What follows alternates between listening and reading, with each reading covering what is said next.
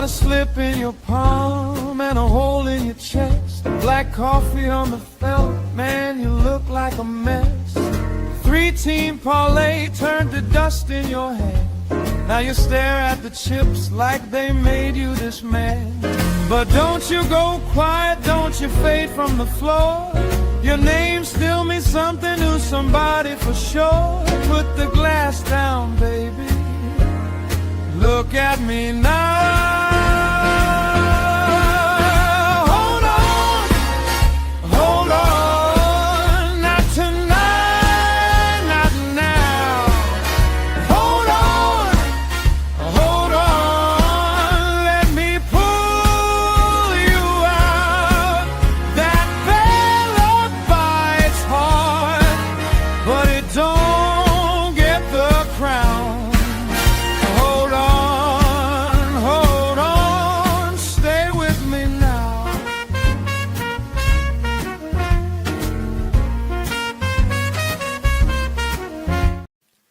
What's up, everybody? It's Toad back with you. Toadstool Sports. It is Saturday, July 11th. Did I get this? I don't know if I got this record right on the show. I'll make sure of it. I'll go back and look at what yesterday's was.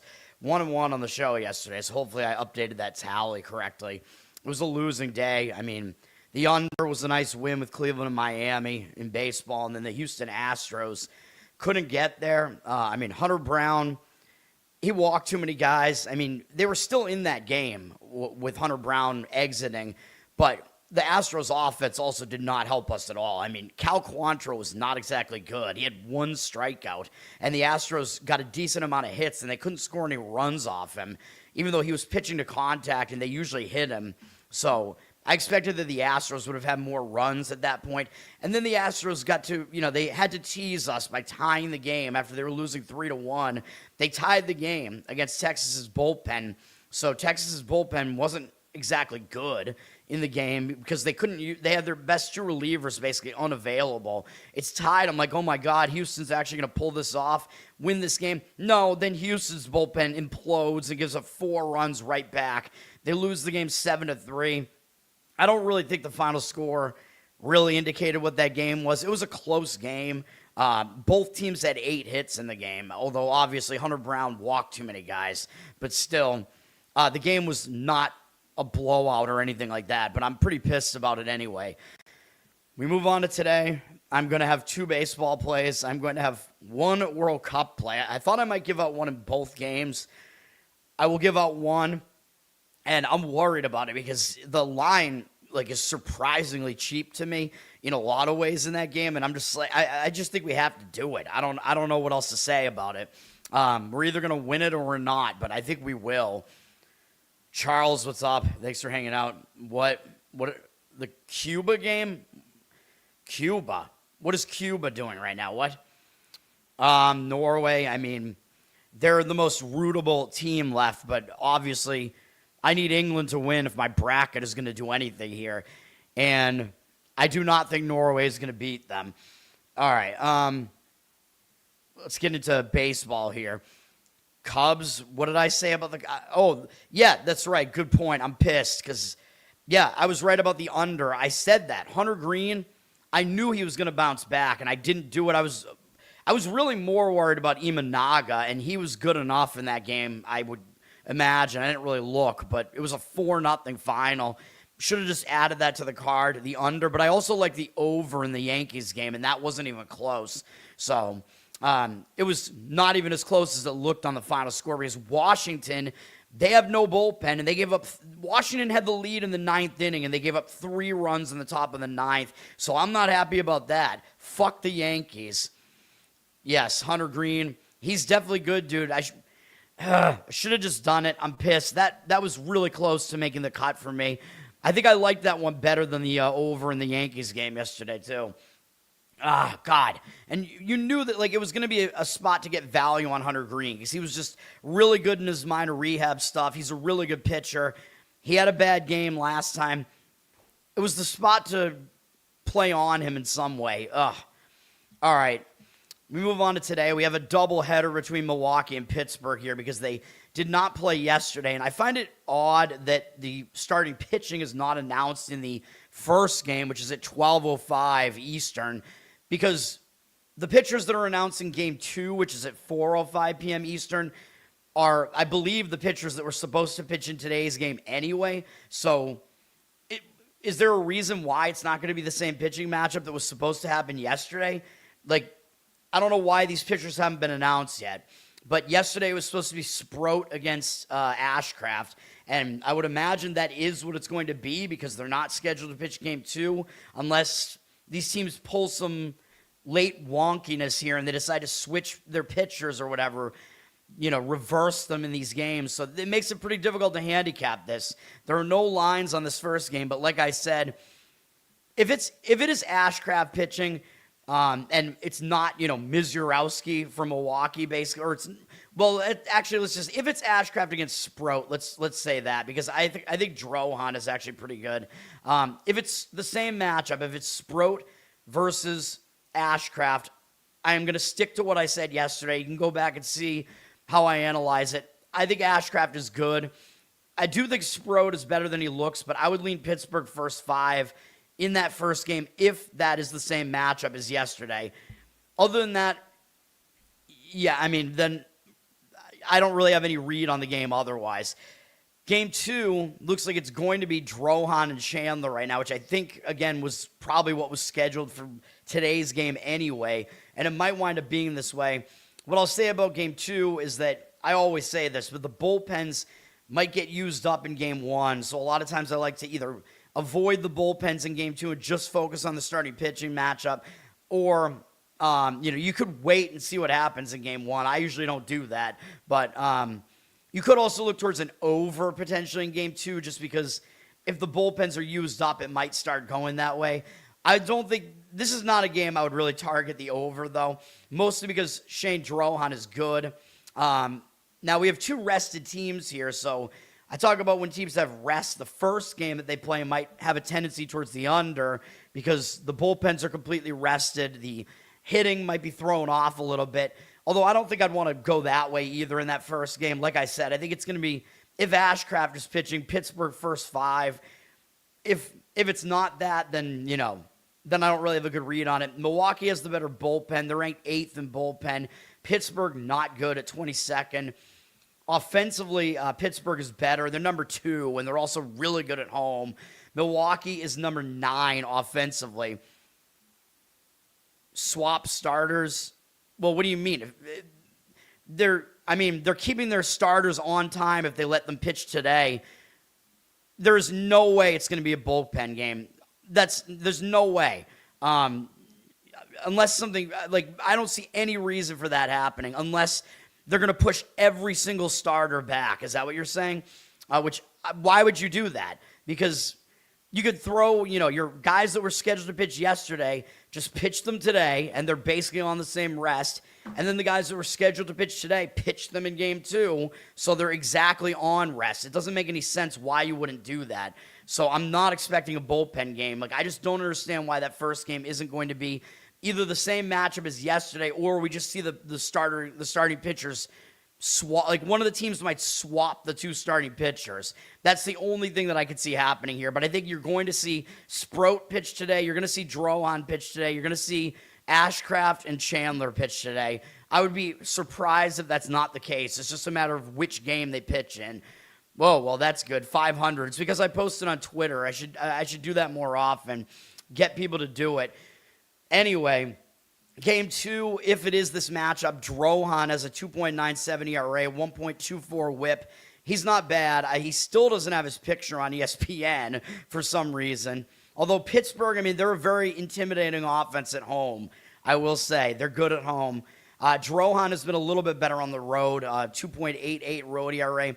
He's continuing to pitch pretty well here. He's not giving up a lot of runs. He was pitching out of the bullpen for a while. He's got a reasonably low hit rate. His walk rate is not too bad. His strikeout rate is pretty good as well. So, yeah, generally pretty decent pitcher. His numbers maybe lie a little bit. I think probably he, based on what his numbers look like, his ERA should probably be somewhere in the 3s. Pittsburgh only has 6 guys who have faced him, 12 at bats. 1 strikeout, 1 walk, 167 average, 481 OPS. And in fact, the only hitter who has any hits off him is Ryan O'Hearn, who is famous recently for hitting 3 home runs in that game the other day with 10 RBIs. I don't think he's going to do that again, but he is 2 for 2 with a double off of Drohan. Otherwise, Pittsburgh has nothing against him, so I generally think he'll pitch well here. Bubba Chandler for Pittsburgh, he's got major walk issues. Again, I think he'd be a pretty good pitcher if that wasn't the case. He's still young, so maybe that'll happen if he figures it out and stops walking people. 4.82 ERA, 1.44 whip, not that good. He's pretty similar home and away, a little bit better at home. 4.72 home ERA, I think is what that was. Again, he's just walking way too many guys, and he had no strikeouts last time out, along with 4 walks against Washington. That is not good. So, yeah, I wouldn't say he's in particularly good form right now, although he was pitching okay for a lot of the month of June there. Again, I mean, he's got a low hit rate, so he's hard to hit. His strikeout rate is decent, although I expected it to be higher, actually. It's gone down recently, but his walk rate is ridiculously high. Like, you cannot do this. He's walking... I mean, this number is ridiculous. 52 walks in 89 2/3 innings. You can't do that. And against Milwaukee, yeah, things have not gone well. They only have 5 hitters who have faced him, 9 at bats, but they have a 667 average and 1505 OPS, 2-2 strikeout walk ratio. I wouldn't want to put too much weight into that, but Chandler, I think he's definitely at a disadvantage in that game. I mean, if you wanted to force a play on this game, which obviously I don't recommend, but if you did play this game too here, and this is the starting pitching matchup, Milwaukee does have the better bullpen. I think playing Milwaukee on the money line might make sense in this one. I think they do have the pitching edge there. Maybe just focus on that and go first 5. I mean, those would be my opinions on that game. Milwaukee is taking the money there. 75% of tickets, 95% of the cash. They're at about minus 130 there on the money line. So you do have to pay a road favorite price on it, although it might be justified based on that starting pitching matchup. Although Pittsburgh, I mean, they're a really good offense at home, though. So really, there aren't many situations where they really should be that much of an underdog at home. So do with that info what you want, although it does look like Milwaukee has the edge if that is going to be the matchup. All right, that covers that doubleheader, which is difficult to figure out. Anaheim and Minnesota are playing, and it is another battle of Ryans. Joe Ryan is constantly facing guys named Ryan recently. Minnesota lost yesterday 4-3. I expected more higher scoring, but I wasn't really sure because I actually thought both starters in the game yesterday were a little bit under the radar, and it seems like that was the case. It might be the case here with Anaheim's starter here this time, too. Ryan Johnson, who I actually don't think is as bad as his numbers make him look. Anaheim used 3 relief pitchers yesterday. Minnesota used 2. This series does still kind of look like a series where you might want to try to find an over, but we got to see what the starting pitching matchup is going to look like tomorrow, because I'm not going to play an over in a Joe Ryan game, unless there's some crazy circumstance where he just gets absolutely rocked by the opponent, but that's not the case here. These bullpens both are pretty bad, though, which is why, maybe looking towards an over in this series can make some sense. Anaheim's 23rd, Minnesota 29th. They're debatably the worst bullpen. I mean, they're really bad. Minnesota's 8th offensively, and Anaheim doesn't do particularly well offensively this season. They're 21st, even though I think Mike Trout has remained healthy. Anaheim is going with Ryan Johnson, like I said. RJ versus JR here. Ryan versus Ryan. His numbers, I mean, they stink. 6.99 ERA, 1.55 whip. But like I said, this guy's a young guy, and there's a reason why he's in the rotation. It's because he's a prospect. I think he's not as bad as his numbers look, although I don't know if he's entirely trustworthy. He's been bad on the road, 8.1 road ERA, and that might not be good given that he is going up against an offense that can hit here. He really hasn't been that bad, though. Like, last time out, didn't really last that long against the Red Sox, but the fielding behind him has killed him. In his last 2 starts, he's given up 8 runs over his last 2 starts, and only 3 of them were earned. So the fielding behind him is not doing a good job at all.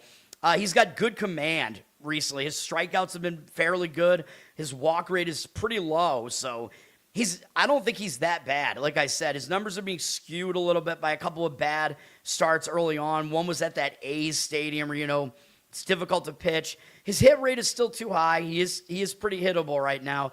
His walk rate, it's not too bad. His strikeout rate is okay. But again, it looks like to me that he's actually starting to pitch a little bit better. Minnesota has two guys who have faced him, and they're 0 for 2 off him with a strikeout between Larnach and Lee. So do what you want with that info. But I think Johnson might not be as bad as he looks. Obviously, we know Joe Ryan. He's basically as good as he looks. He's sexy.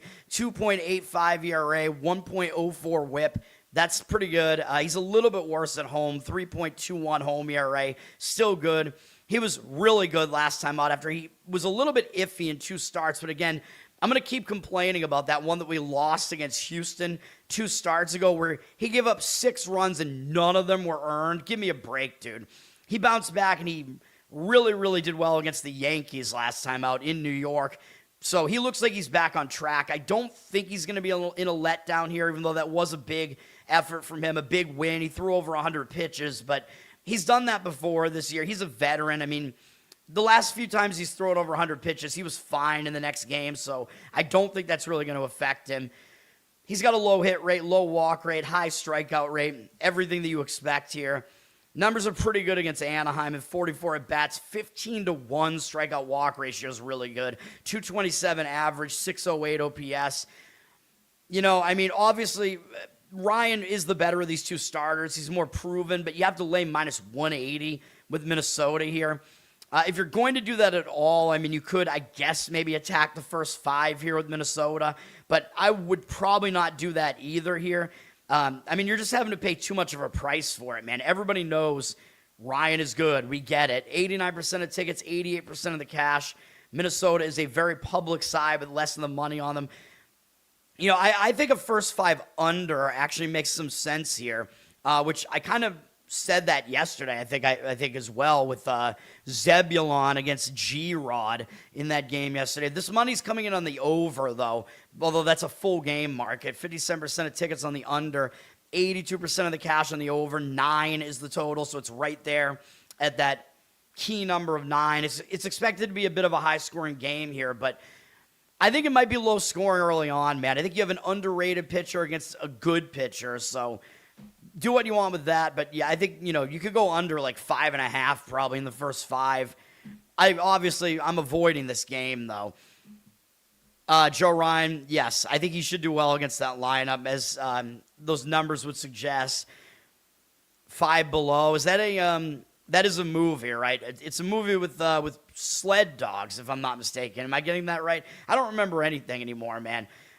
A's and the White Sox. The White Sox absolutely demolished the A's. And one thing I forgot to mention is that Murakami had actually been out for the White Sox since late May with an injury, and he's their best hitter. Well, guess what? He came back yesterday, and they scored 14 runs. Although the A's, they're a really bad pitching team, though, man. That was against Jacob Lopez, I think, and the A's bullpen. So not really surprising that the White Sox were able to put up a ridiculous number there. Kind of surprising the A's almost scored nothing, though. Even though Sean Burke is pretty good, but I expected runs on both sides there. I think my recommendation on that game was the over, and it hit just because the White Sox did all of it. Maybe the A's have an opportunity to bounce back here. That was an ugly, ugly loss for the A's yesterday. A's, they're not that bad. They used 4 relief pitchers yesterday. The A's bullpen is pretty bad. White Sox are the better bullpen, and they're pretty rested. They use 1 guy.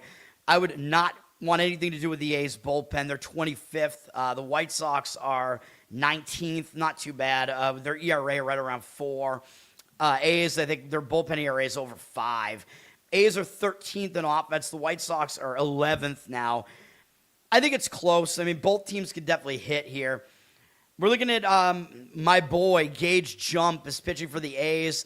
He's gotten a little bit worse. He's had 2 bad starts in his last 2 starts. 3.77 ERA, 1.3 whip now is not really that good. He's been really good on the road, though. And it kind of makes sense because pitching in that A's stadium is not easy to do. I think both of his recent bad starts were in that stadium. He's got a .49 road ERA. So he may do well here, even though the White Sox are a good lineup and they got their best hitter back. And, they do hit well at home. Jump, he got rocked by the Dodgers in the A's stadium. I'm willing to give him a pass for that, but then he did get hit around again by Miami in the next start. That's not great. And he only had 1 strikeout, so he's not really in good form right now. His hit rate is right at 1 per inning now. His walk rate's still decent. Strikeout rate's still decent. I still think he's a good pitcher, and I would still lean more towards him doing well here than not. He does have an unfamiliarity edge here. He's not having to pitch at home here. White Sox, like I said, they've never seen him before, so that should be an extra advantage. When a young pitcher goes up against an opposing offense that hasn't seen them before, should be an advantage to them. And he's going up against a White Sox bullpen game here because they have Brian Hudson listed as a starter. He's whatever. He's only going to go 1 inning here, and then they're going to turn it over to Eric Fedde. I'm almost positive that's what they're doing here because it would be his turn up, and that's what they've been doing. They've been using an opener in front of Fedde. He's not good. 4.34 ERA, 1.45 whip. Not good, but he is not bad at home. 3.19 home ERA. So he's a little bit better at home. He's been serviceable recently, but his walk rate has still been pretty bad. I still don't think much of him. He's still got a pretty high hit rate here on the season. Walk rate is still too high. He's allowed a lot of home runs. He doesn't strike guys out. Nothing really good here. If you're going to play this game, again, I'm going to recommend picking Jump must start, but not selecting a White Sox starter because it's possible that Fedde just starts the game, although I think they will do what they're saying they're going to do here, and they're going to go with Hudson for 1 inning and then turn it over to Fedde because they have been using an opener in front of him, so I think they will continue to do that because he's actually been a little bit better when they've done that. Still don't trust him, though. His numbers against the A's are actually not bad, though. In 37 at-bats, 243 average, 700 OPS, 5 to 6 strikeout walk ratio is not good. But the rest of those numbers are not really that bad. So I'm not going to do it, but I still think the way to play this game is to play the A's in the first 5 innings and just go with Jump against Fedde / bullpen game here. I think the A's should have the advantage in the first 5. I want nothing to do with their bullpen.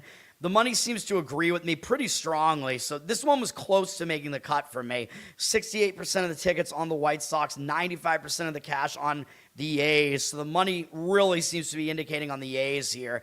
The total's 9. The money's coming in a little bit on the under. I don't really have a good feel for that, but the A's have flipped to a favorite, it looks like. Actually, the White Sox have flipped to a favorite in most spots. So you'll probably get the A's around like a pick'em price. You might have to lay a little bit of a favorite price because I think the odds makers know that the A's are more it's more advantageous to play the A's in the first 5. So you will have to pay a little bit more of a price for that. But probably they'll be like a small money line favorite though.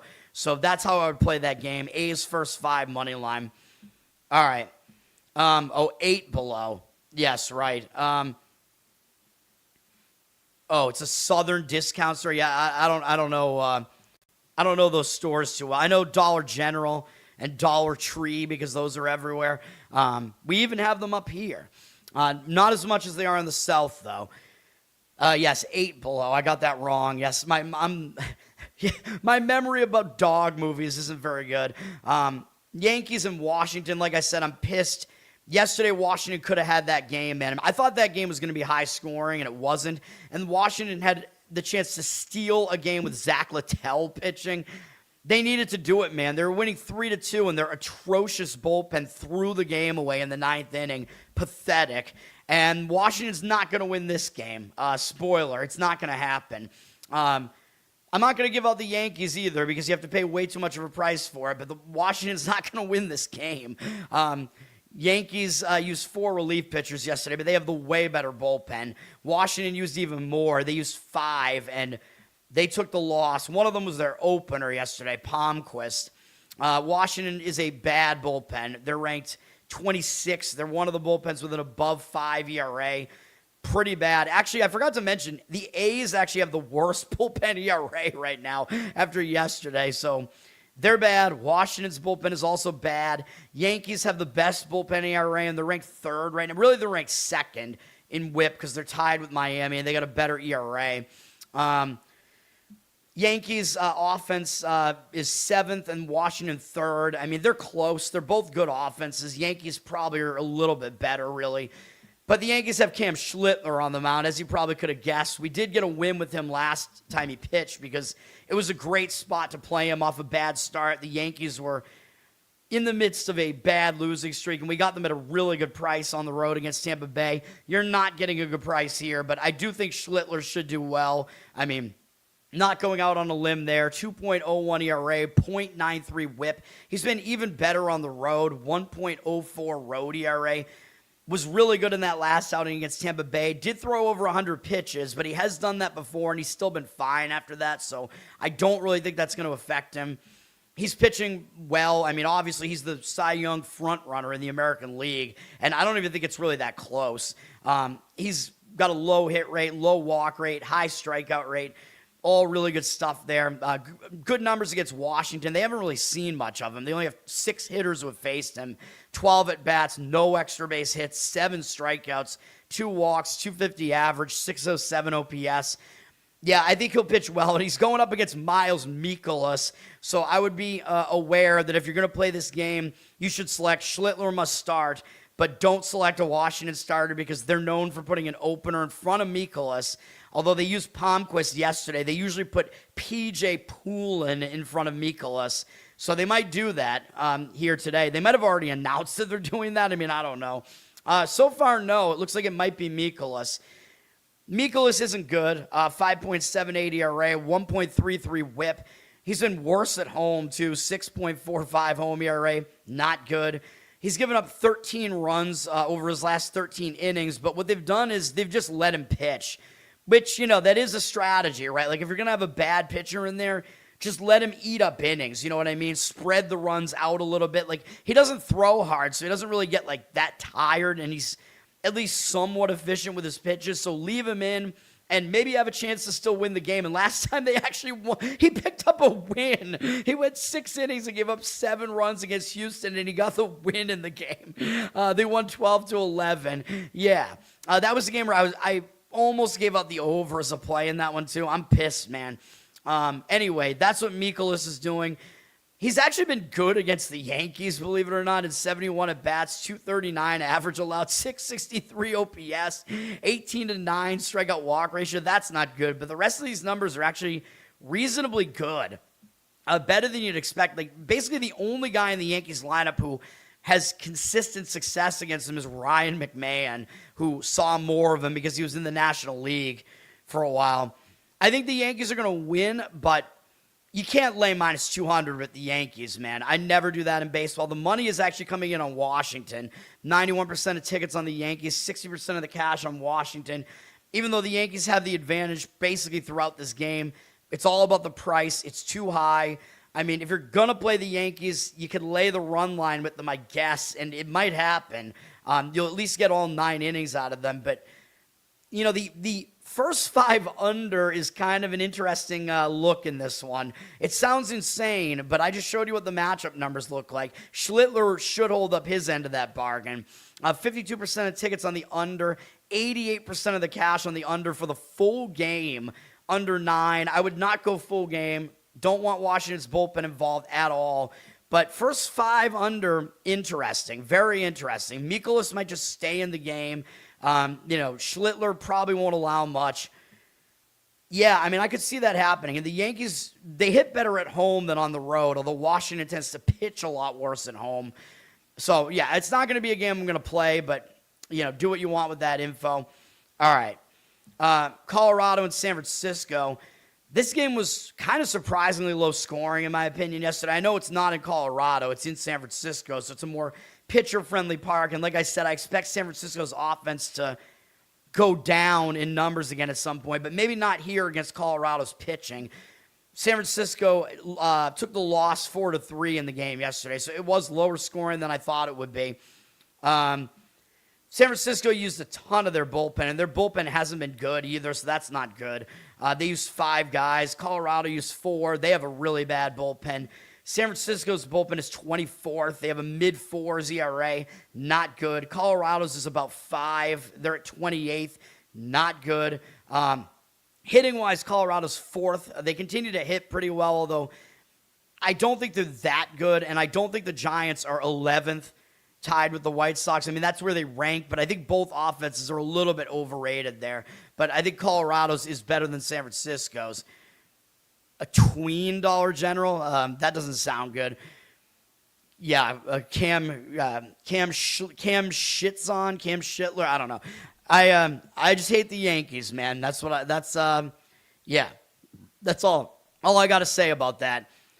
Yes, I mean, letting a guy like Mikolas just save your bullpen like that. I mean, that's why you do it, right? Like, you have a chance to still win that game, if it's a high-scoring game and it's it could be close. But the reason you do it is to save your bullpen. You know what I mean? Like, let your better relievers, take the day off and just use them in the next game or something. Like, that's the case. Like, if you know you're going to lose that game, you know what I mean? But, the game also might be close if your offense is as good as Washington's. In this game, Kyle Freeland is pitching for Colorado. He's not good. 7.46 ERA, 1.61 whip. He's somehow even worse away from Coors Field. 8.62 road ERA. Makes no sense to me.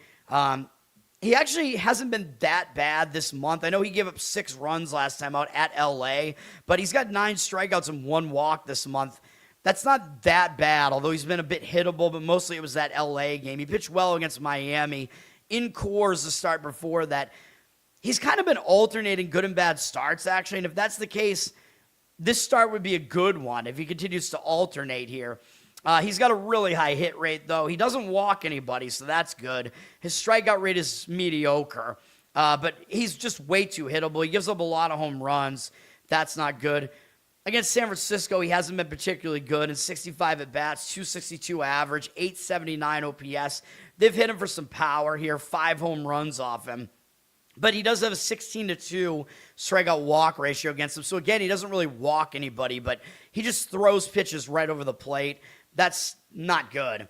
Tyler Mahle is pitching for the Giants. He's not pitching well either. 5.7 ERA, 1.49 whip, but he's been way better at home. 3.32 home ERA. I tried to fade him at home a few starts ago, and it did not work out. The A's couldn't get to him. Since then, he hasn't been good, but it was 2 starts on the road. He did just pitch against the Rockies in Coors Field. Wasn't really good in that start. I mean, the fielding didn't really help him, but he gave up a lot of hits there. He didn't walk anybody in that one, but it was still not a good outing from him. He's got a high hit rate. His walk rate is okay. His strikeout rate is actually okay. Still, he's just too hittable. He gives up a fair amount of home runs. None of that is really that good. Against Colorado, he is not particularly good either in 37 at-bats, 351 average allowed, 811 OPS, 11-0 strikeout walk ratio, though, so that's at least good. But I think the way to look at this game, I would say, is probably the over. There you go. Like I said, it's announced. Sproat Ashcraft is game 1. I told you, dude. So same matchup as yesterday will be game 1 in Milwaukee and Pittsburgh as far as the announcements right now. So I'm going to stick to what I said. My lean in that game would be to Pittsburgh in the first 5 innings. That's the way I would play that. You have to pay a little bit more of a price for it if you do it that way. But the money's coming in a little bit on Milwaukee, but I don't really see that. I think Ashcraft is the way to lean in that one. Although Sproat isn't as bad as he looks, I will say that. He's got to shave off that mustache, man. Abrams and Woods, yeah. As far as Washington's offense, they're pretty good, yeah. I don't know the offensive players as much. I study mostly pitchers, and then I consider the offense to be like this nebulous thing, which maybe I shouldn't do because White Sox offense obviously was worse without Murakami. Freeland is not a free win. I mean, you can't really back Mahle, in my opinion. No, that's never the case. If that was the case, then literally everybody would just be taking money from the books. So no, it's not that easy. Again, I think that game is an over. That's the way I would play it. I wouldn't want to back Mahle. Also, the public is all over San Francisco in that one. 82% of the tickets, 69% of the cash. So the money is fading San Francisco. The public wants nothing to do with Colorado. Minus 150 is the price. It's definitely too high of a price to land San Francisco. But again, I like the over in that game. Money doesn't agree with me on it, though. 77% of tickets, 52% of the cash on the over at 8.5. But I still like the over in that one. Red Sox and Mets. The Red Sox won yesterday. So Sonny Gray, another good performance yesterday, I'm pretty sure. Red Sox, they're playing well, man. They've won like 8 games in a row or something. They might not win this game because the Red Sox, it says undecided here, but I'm pretty sure they're bringing up a young guy to start. And it's interesting, at least, what the Red Sox are doing today. Red Sox use 3 relief pitchers. They have the better bullpen over the Mets, although the Mets aren't that bad. Mets use 4 relief pitchers. The Mets really haven't been that good recently out of the bullpen, though. Red Sox are ranked 4th. I believe they have the 3rd best bullpen ERA. They're a strong bullpen. The Mets are 11th. Mets actually... Their ERA has really gone up. They're at over 4 now. That's not great. Red Sox also do have the better offense. They're 22nd, tied with Philly. Mets are 27th, tied with Toronto. So both of them have moved up a little bit. Red Sox, as far as I saw, they're going with, I forget his name, another huge lefty, because that's all the Red Sox have at this point. Yeah, Eduardo Rivera, is that his name? I see E. It's always Eduardo, right? Unless it's Elmer. I think it's Eduardo Rivera. I'm pretty sure is this guy's name for the Red Sox. I can tell you that he is a 6'7", 230-pound lefty. So he's another monstrous presence on the mound, left-hander for the Red Sox. Because, again, that's what the Red Sox have a fetish for huge left-handed dudes. Now, I think Rivera is not that bad. Like, his numbers in AAA are decent this year, but his walks are a problem. Like, he's very unhittable, and he has a good strikeout rate, so he has good stuff. He can strike guys out. He throws mid to upper 90s. He has a nasty slider, but he only has one other pitch, a changeup, so he doesn't really have, like, a full arsenal necessarily. Kind of looks like more of a relief arsenal, but he's got good stuff, and he can strike guys out. So it's interesting, but he's wild. He walks a lot of guys, so I don't know what you're going to get out of him. I think he actually pitched once for the Red Sox this year. I don't even think he's listed on their roster right now, though, so I don't know. Let me see. Did he pitch once this year or not? Eduardo Rivera, yes, that is his name. I'm going to look right now to see if he... I feel like he made one start this year, but maybe I'm wrong about that. No, he did. He started against the Yankees, or he made an appearance against the Yankees. It was a relief appearance. It was back on April 22nd. He went 3 1/3 innings, allowed 1 hit, no runs, no walks, and struck out 3 at home against the Yankees. I mean, that might be a decent sign, dude. If he can come in, maybe it was a no-pressure situation, really, because it was a bullpen appearance, but it was a game against the Yankees, and it probably wasn't a game that was, like, out of hand or anything, so I don't know. That's a good sign. I think that he came in and gave you, like, 3+ good innings against the Yankees. So, yeah, Rivera, I mean, he's a real wild card, dude. He has some potential for sure, and he's young. He's 23. Yes, Freddie Peralta is pitching for the Mets. Not pitching well. We've made some mistakes trying to back him on the show. 4.68 ERA, 1.42 WHIP. I'm refusing to believe that he's that bad, though. Like, I just don't think that he is. He's 30 years old. We've seen what he's done throughout his career. I just think maybe, just mentally he's not really into it because the Mets suck. I mean, that's the only thing I could really think of. 4.07 home ERA, so he is better at home.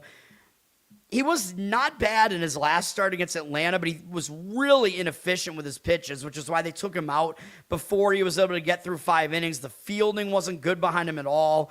Gave up a couple of unearned runs. 2 starts before that, he gave up 3 unearned runs against the Cubs. So the fielding has not been helping him. I think he is still better than his numbers look. His hit rate is a little bit high on the season. His walk rate is about what you expect out of him. He does walk guys, but not horrible. Strikeout rate is still there. I mean, he's striking out almost 1 guy an inning. So I still don't think he's that bad. Could he do well here? Yeah, he could. But the Red Sox, they only have 5 guys who have faced him, but they have had success against him. They have 15 at-bats, so they have a 400 average against him. Rafaela has a home run off him. That's the only extra base hit, though. 1,000 OPS, 4.0 strikeout walk ratio. this game is a real wild card, man. It's really unpredictable. Like, Peralta's obviously the way more established pitcher. He could pitch well enough to win this game. You're looking at the Mets being minus 150 here. You know, the money is also playing the Mets. 55% of the tickets are on the Red Sox, 75% of the cash on the Mets. I mean, in a way, it looks kind of ridiculous to lay this price with the Mets. Like, I think the public is going to see that and not want anything to do with it because the Mets' record is even worse than the Red Sox record. So they probably don't want to do that. But on the other hand, I'm not sure that the Red Sox should be this big of an underdog. I mean, this Red Sox pitching staff has just been really good, almost regardless of who they put out there. It's like they put together a good pitching performance all the time. Like, Patrick Sandoval pitched well for them the other day. And it's not like the Mets are that intimidating of a lineup. So, I don't know, man. I can't figure the game out. The money's also playing the over slightly at 8.5, but it is also a public over. So, yeah, that's not a game I'm going to do anything with. Gray was awesome, yes. He doesn't really strike that many guys out, but yeah. The whole MLB, well, the Red Sox, it's literally their entire rotation. And they're all, like, pretty good, too. Peralta, yeah, I mean, he's been pretty inconsistent. I don't know, man. Usually, I mean, he's been consistent throughout his career for the most part, though. Like, he'll have occasional really bad starts, but he's generally pretty good throughout his career. I don't know. The public is playing the Red Sox in this game, though. I mean, they don't. Why would they have faith in the Mets coaching staff? I mean, the Mets fired their manager too. Both of these teams fired their manager. This is the fired manager series. Red Sox, Mets. Both teams fired their manager this year. Cleveland and Miami. I will give out a play on this. Finally, I'm going to give you one play here. I have one World Cup play as well and two baseball plays. I'm just going to go right back to the well with this. This is going to be an under again in this one. I found it at under 8. You know, I mean, a little bit juicy at minus 119, but you could get 7.5 at even money. Maybe I should recommend that way. I mean, I don't know. When it comes to the, like, between those two, I don't know, and it's less than minus 120, I'm like, I don't know. I just kind of go up to that next half run, but 7 is really the key number. There's not as much of a difference between 7.5 and 8, so under 7.5, again, I think should also be good here. I'm just going right back to the well and doing this again, man. It worked out yesterday. It was a 3-2 Cleveland win yesterday, so that worked out. Cleveland's bullpen, you know, maybe a little bit of a concern. They have, you know, they used their best relievers 3 days in a row, so they will not be available this time, but they're a decent bullpen, so I'm still going to stick with it. They used 4 guys out of it yesterday. Miami only used 1, and it was Ryan Gusto, and I would not want him in this game anyway if I'm playing the under. He might pitch again, although probably not. But their better relievers are all available here. And the bullpens have generally been good. Miami's ranked number 2, well, really number 3 in whip because the Yankees' ERA is also better, and they're tied in whip. Miami, they're not that good, but they're a good enough bullpen. Cleveland, I think, is good enough as well, even though they're ranked 17th. Their ERA is still well below 4, so I'm okay with these bullpens here. They were fine enough yesterday, and we get to extend the game a little bit. Hopefully the starters get extended, man. That's kind of what I want here. I want the starters to go a little bit deeper than 5 innings here. Miami is 6th in offense, but like I said, their numbers are skewed because they played all those games in Colorado and in the A's stadium recently. They're not going to put up offensive numbers quite like that here at home, especially against the pitching that they're facing here, which I know yesterday was Messick, and it doesn't really get any better than that in Cleveland staff, but I think we're still backing a very capable pitcher here. Also on Cleveland's side of things, this is a bad offense. They're number 29. They're not that much of a threat, even though they actually won the game yesterday. But we're going to back Tanner Bibee here. I mean, I think he's not bad. He's got a 4.06 ERA. Again, his record sucks, but that's because he gets no run support. So again, I like that. Like, I think I've played an under, on him maybe two of his last 3 games. I feel like I give it on an under, and I mention that every time because not only does he not really give up that many runs, but he doesn't get many runs scored behind him either. And I don't know if that's really a thing that you can really bank on because it has nothing to really do with the pitcher other than it's like the offense is like, oh, we can slack off because we have a good pitcher on the mound or something. But if that was the case, Messick wouldn't have good run support either. I don't know, man. Bibee doesn't get good run support, though. Do with that what you want, but I also am just going to back him because I think he could pitch well here. He's got a 1.14 whip. That's not that bad. Indicates that his ERA should be better than it is. He's slightly better on the road with a 4 ERA, but he's really basically the same home and away. He's fine. Wasn't good last time out against the White Sox. Gave up 6 runs, 3 home runs. It looks like more of a fluke, though, because he was really good in the entire month of June. The majority of May, he was pretty good as well, so I don't think he's, like, completely out of form right now. I think that might be a little bit more of an outlier performance, although it's a little bit questionable that he does not have many strikeouts over his last 3 starts. But one thing that you could point to is that he faced the White Sox on June 24th, and he did well. So then I think he was just not in a good spot having to face them again. I think they had just seen him, and they kind of just knew what he was going to throw at them, and they hit him way better. Sometimes that happens, even though they were already really familiar with Bibee, though, so I don't know. But whatever. I think I did give out an under on Bibee's first of those 2 games against the White Sox. I don't think I did it in the last game. Maybe I did and we lost. I don't think so, though. Bibee has a low hit rate on the season. That's pretty good. His walk rate's not too bad. Strikeout rate is not very high. I mean, he's just not really striking out that many guys, but I don't think that's ever really been like a huge part of his game. His home runs are an issue. He's given up 20 home runs, but I think this ballpark might be able to stifle that a little bit. Miami's ballpark is not that home run conducive, and he's pitched well against them when he has faced them. They only have 6 hitters who have faced him, so this is a lineup that doesn't really have that much experience against him. They have no extra base hits in 17 at-bats against him, 235 average, 513 OPS, 4-to-1 strikeout walk ratio, so Bibee is fairly unfamiliar to them, and he has good numbers against them. So I think he should bounce back, put together a good performance here. And Miami's going to go with Yuri Perez, who is a guy that definitely has a whole lot of talent here. And he's really hard to pick up his windup. I mean, he's not a lefty, but he's another really tall mound presence at 6'8". And if you've ever seen him pitch, he has a really, really weird, like, jerky motion, and it's hard to pick up his pitches. He's got a 3.84 ERA, 1.1 whip. He's been better at home, 3.23 home ERA. That's all good. I have one concern, which is that his last start, he was throwing a perfect game, and Miami took him out of the game.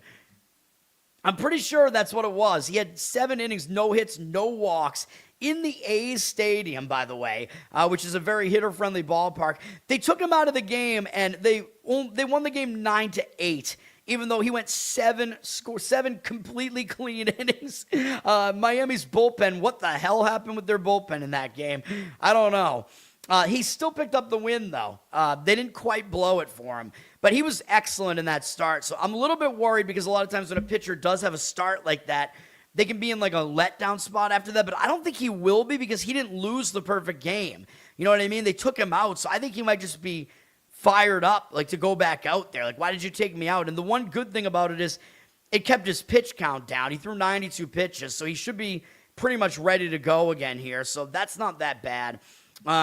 He's got a really low hit rate. He's really hard to hit. His walk rate is a little bit high. That's always been a bit of an issue with him. He's still young. And I believe he's already had 2 Tommy John surgeries too, but it seems like his stuff is here because he's got a high strikeout rate. So he is striking guys out here at a pretty good rate. But he's got to get the walks under control a little bit. But recently, he has 0 walks in 4 of his last 5 starts. So it seems like he's kind of figuring that out too. He's pitching well, and he's got a really good matchup here against a pretty weak Cleveland offense with a bunch of injuries going on.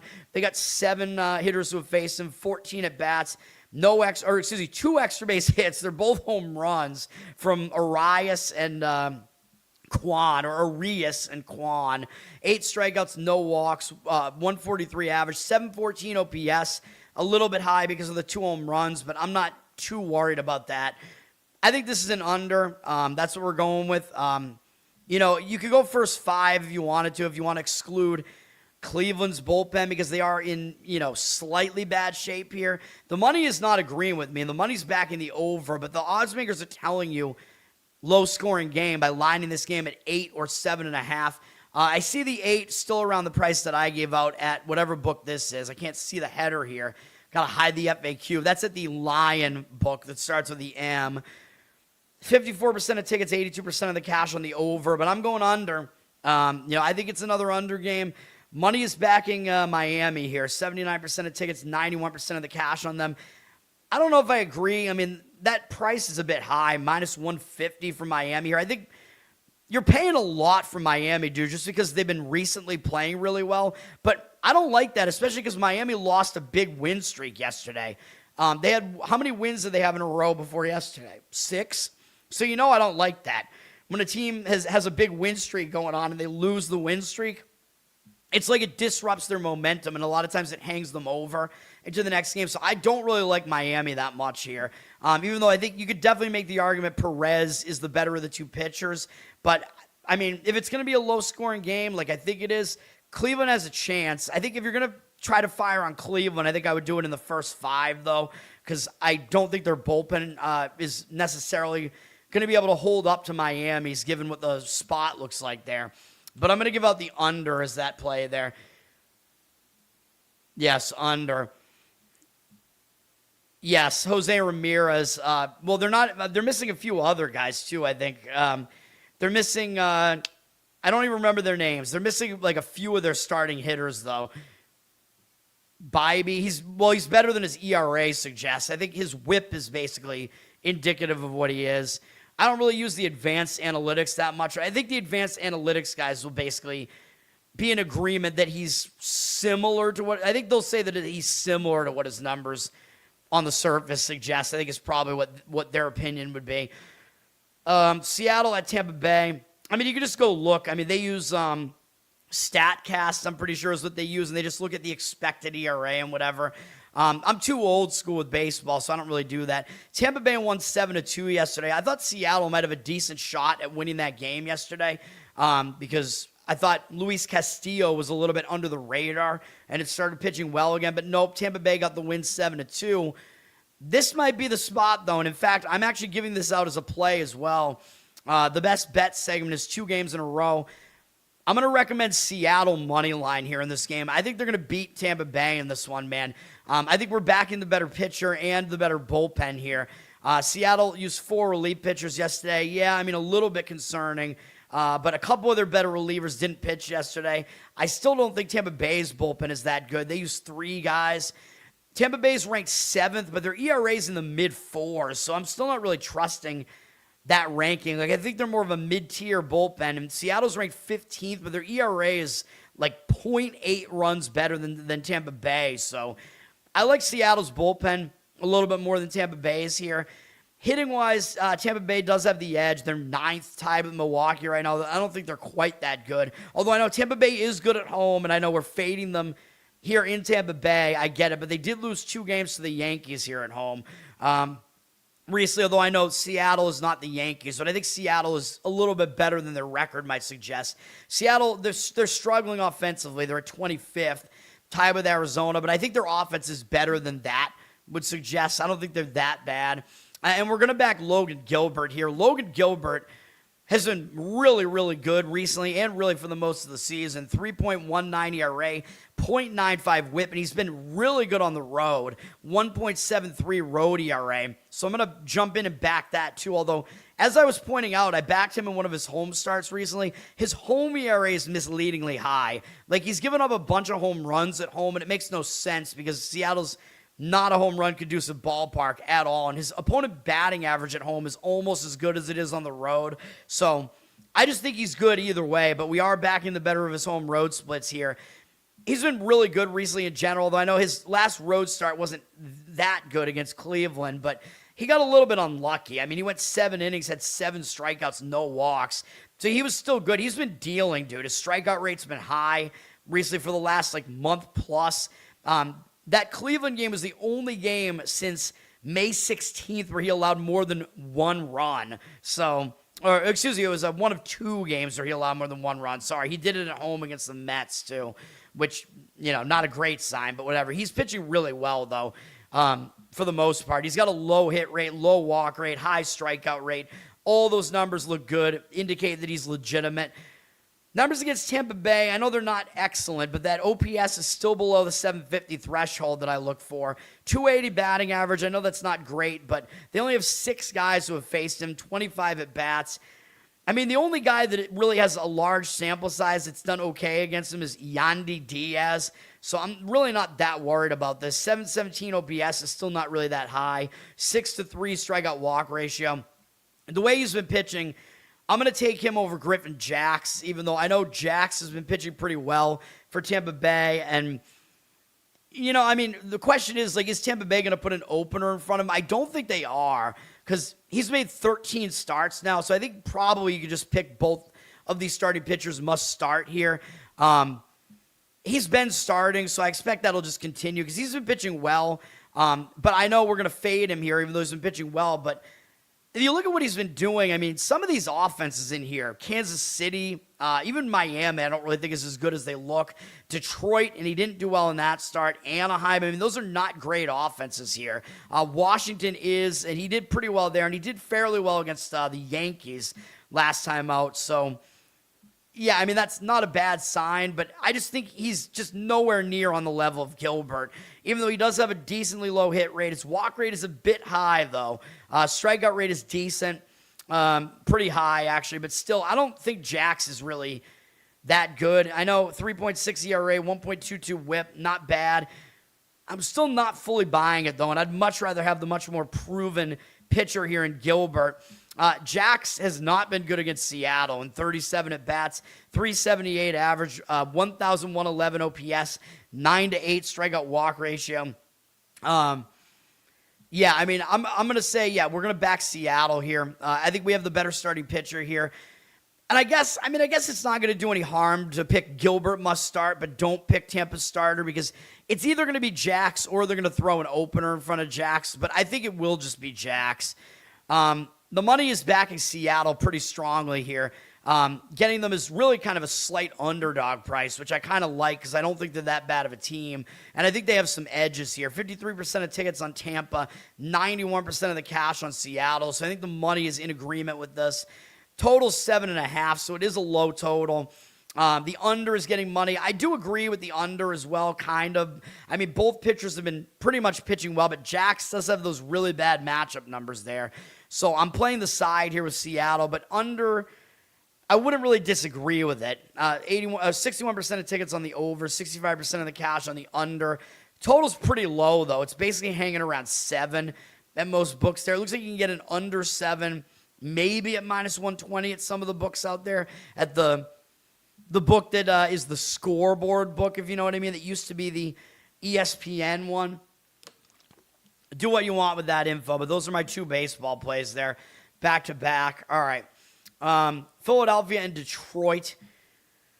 Detroit won the game yesterday, 10-2, blowout win for Detroit. They won 6 straight games, or something like that. Detroit is on a roll right now. They're not dead yet, man. Boston and Detroit, they're both still in the mix here. Their American League is so bad that both teams could easily still make the playoffs. Detroit could definitely still win their division. Red Sox are not going to win their division, but they definitely have a shot at a wild card still. So anyway, I don't think those teams are dead yet. I don't think they're going to pack it in yet. Detroit has a really difficult task here going up against Christopher Sanchez, but this looks like a really good pitching matchup, at least on the surface. And when I first looked at this, I was like, oh yeah, that looks like an under. But I'm going to stay away from this one, and you'll see why when I get to it. Just the way that I handicap this. Philadelphia used 2 relief pitchers yesterday. They have not been good out of the bullpen recently. Detroit used 3, but not very heavy usage here. Detroit's bullpen's been all right. They're ranked 16th, but their ERA is below 4.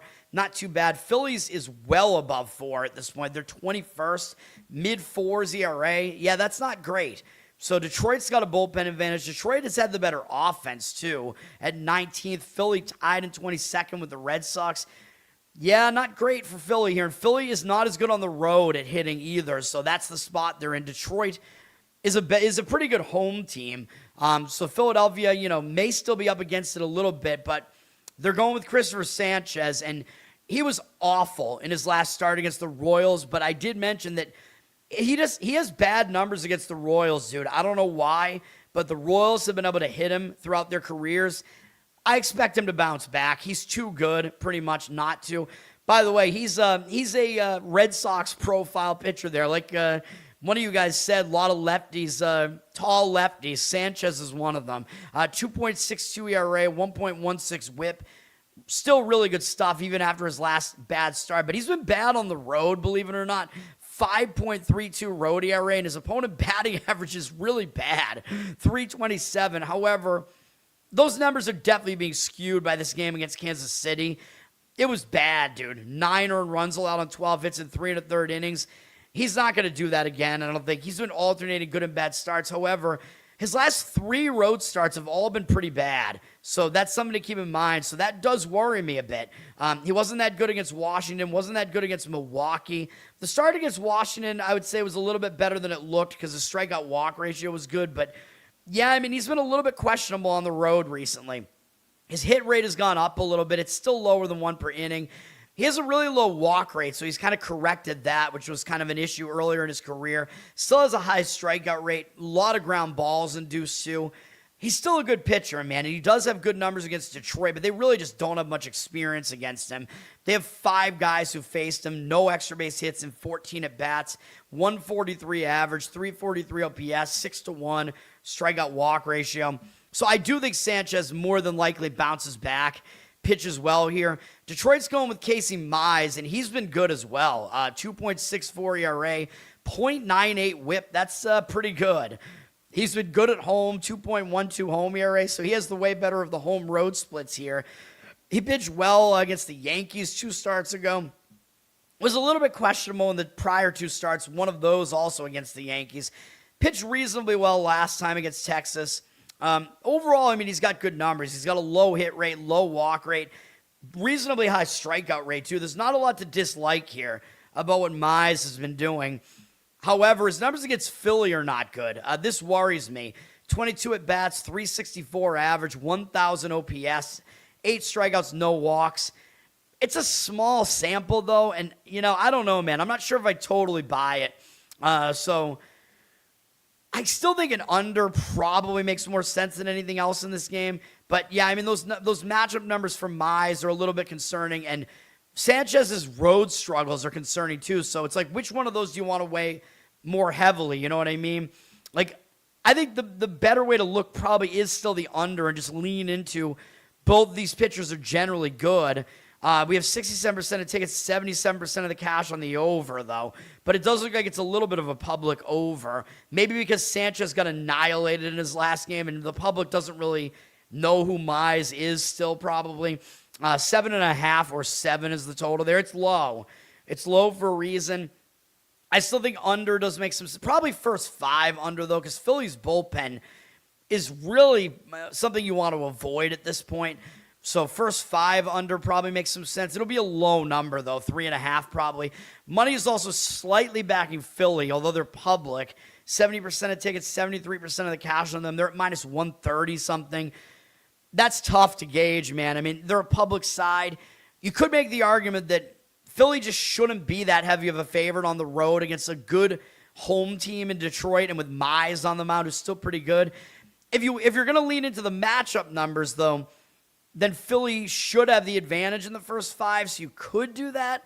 But you're going to have to pay a big price for it. Like, you'll probably have to lay a half run with Philly in the first 5 if you want to do that. I don't like that much. If you're going to lean into the home road splits, then you might be able to grab Detroit as an underdog here. And I would say if you're going to do that, you should do that in the full game and take advantage of their bullpen. And they might be able to pull it out. But still, I think maybe a first 5 under is the better approach there. But you can see I have some questions about that game. Kansas City and Baltimore. This game, this series looks like it should be a series where a lot of runs are going to get scored because neither bullpen is very good, especially not Kansas City's. Kansas City, though, they don't hit well on the road, although Baltimore, their stadium is definitely a bit more of an offensive-friendly stadium. Yesterday, Baltimore won 5-3, so that game did stay under. Baltimore used 2 relief pitchers. Kansas City used 3. Kansas City is not a good bullpen. They're ranked last, but they debatably are better than Minnesota, but who cares? They're a really bad bullpen. Baltimore is middle of the pack at 13th, although I think they're a little bit worse than that would suggest. So I don't really love these bullpens that much here, although Baltimore's is certainly better than Kansas City's. Offensively, these two teams have been doing all right recently. Kansas City is 16th right now. Baltimore tied at 17th with Texas. But Kansas City, they haven't been that good on the road, man. I don't know. Looking at this matchup, it's kind of a hard pitching matchup to figure out. Kansas City's going with Noah Cameron. I mean, I generally kind of like him. I think he's fairly good. I think he's better than his numbers make him look here. He was better last year, but his numbers aren't great. 4.77 ERA, 1.45 whip here this year. He's been better on the road, though. 4.38 road ERA, so he is in the better of his home road splits here this year. He looked good in his last outing against Philly, but he had a ton of walks. He got lucky, dude. You can't walk 5 guys plus allowing 6 hits in 5 innings and somehow limit your opponent to 1 run. Yeah, that's almost never going to happen. So he's not pitching well. Like, his previous 4 starts were all pretty questionable. His walk number's gone up. This is not good. I don't think he's in really good form right now. He's got a high hit rate. That's a problem. His walk rate is not horrible, but it's not really that good either. Strikeout rate is okay. That's right in line with what you usually get out of him. Baltimore hasn't really seen him, though, so he might have a little bit of an advantage here. They only have 2 guys who have seen him, Alonso and Ward. Ward is the only guy who has a hit off him. It is a single. They're a combined 250 off him, 750 OPS, because Alonso does have 2 walks, and Ward has a strikeout as well, but whatever. I mean, Cameron, he might have a little bit of an advantage here because he's unfamiliar to Baltimore's offense, but I don't know if I trust him with how he's been performing recently. Baltimore's going with Kyle Bradish, and now I think he's not bad, but he's not as good as his ERA indicates. 3.75 ERA, but he's got some walk issues, man. He's got a 1.4 whip. That is not good. Like, he's getting away with putting guys on base right now. He's been better at home, though, for sure, like significantly so, actually. 3.44 ERA, but his opponent batting average is significantly better at home. It's below 200. Pitched well last time out against Cincinnati, but his walk rate was a concern throughout the month of June. So do what you want with that. He pitched well as far as the amount of runs he was allowing in the month of May, but his walk rate has been an issue all season.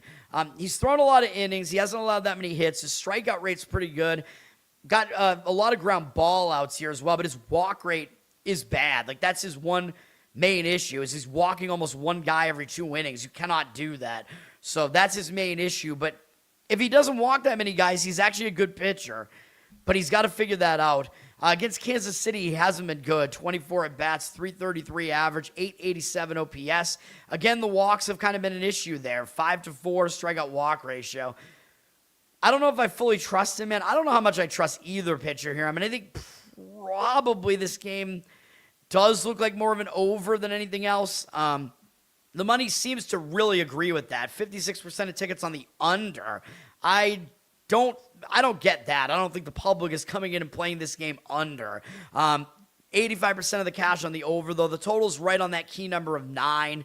So you can get right on that key number if you do want to play that. I think the over is what makes the most sense in that game. The starting pitching is difficult to figure out because I think Cameron basically has the better matchup here, but Bradish has been the better of the 2 pitchers. So I don't know what to do with that. Baltimore is favored by quite a bit, minus 150 something here. Maybe that's a bit too much of a price to be laying. I mean, does Baltimore with Bradish on the mound, do they really deserve to be that heavy of a favorite? I feel like I said that yesterday, though, with Young on the mound, and they still won. But, you know, I don't know, man. I don't know if it's really deserved. 81% of tickets, 86% of the cash on Baltimore. So the money is backing Baltimore a little bit. They're a public side, too, though. I don't know, man. It's a tough game to figure out. Most of the rest of these games are pretty difficult to figure out, so I don't have any plays on them. I'll be right back, and then I will talk about WNBA, and then I do have a World Cup play. We have 2 World Cup games, and I like both of them, but I settled on one play that I think is better than the rest. I'll be right back.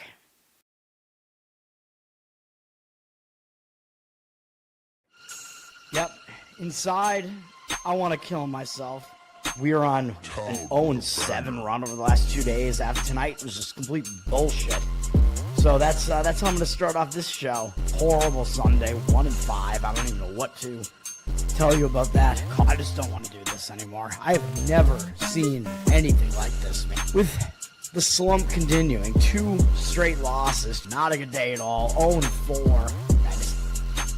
have not had a good season, man. What can this slump that I'm on? The slump continues. I've reached a new peak, actually.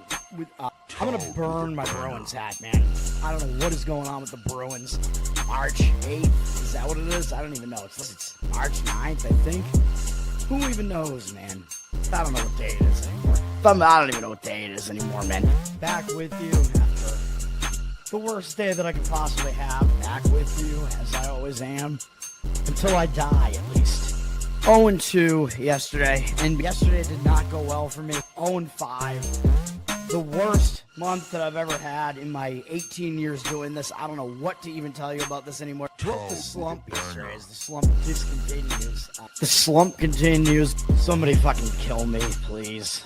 I don't even know what I should do at this point, other than potentially end it all. All right. Next game up is, where did I leave off? Houston, Texas. Don't even want to talk about this matchup. Yeah, Houston got right back in that game yesterday, and then their bullpen completely blew it after Texas's bullpen blew it. 7-3, like I said, wasn't really totally indicative of what happened in that game. The game was closer than that. But Houston, we did lay a price with them, so it was a losing day yesterday. The day before that was exactly a break even. I forgot the banner. Oh, no, I didn't. I was going to say I forgot the banner. I did not, though. But I do have to look and make sure that it's right.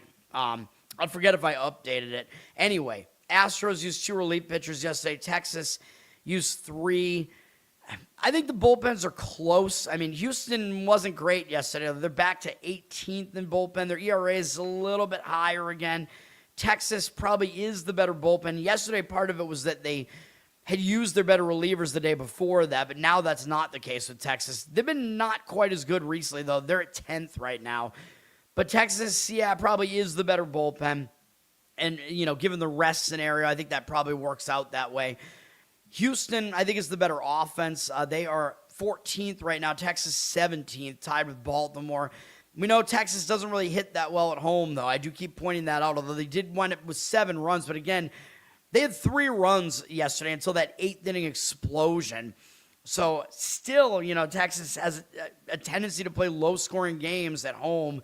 In my opinion, this might be one of them. Peter Lambert is pitching for Houston. He's been pretty decent this year. 3.26 ERA, 1.15 whip, not bad. A little bit better on the road, 3.08 road ERA. Was pretty good last time out against Tampa Bay, shut them out for 5 2/3. He's not going that deep into some of these outings here, but he's been generally pretty good. Low hit rate. He has not been very hittable. His walk rate is a little bit of an issue. It's a little bit high. Strikeout rate is mediocre. But yeah, I think he's an all right pitcher. Again, I just think that his career kind of got totally thrown off by the fact that he was in Colorado's organization. I think pitchers just die in that organization. Against Texas, his numbers are a little bit all over the place. In 38 at-bats, 237 average, 878 OPS is not good, though. 9-5 strikeout walk ratio, though Jock Peterson has done a lot of that damage. So if he can get around him, he might do a little bit better. Possible player prop potential there. Peterson, hits plus runs plus RBIs over. But, yeah, I don't know, man. And some of that might have been Lambert in the past, too. I'm not sure. He might pitch all right here. Kumar Rocker's pitching for the Rangers. He's been okay. 3.95 ERA. His whip suggested his ERA should be higher than that, though. 1.34. That's not that good.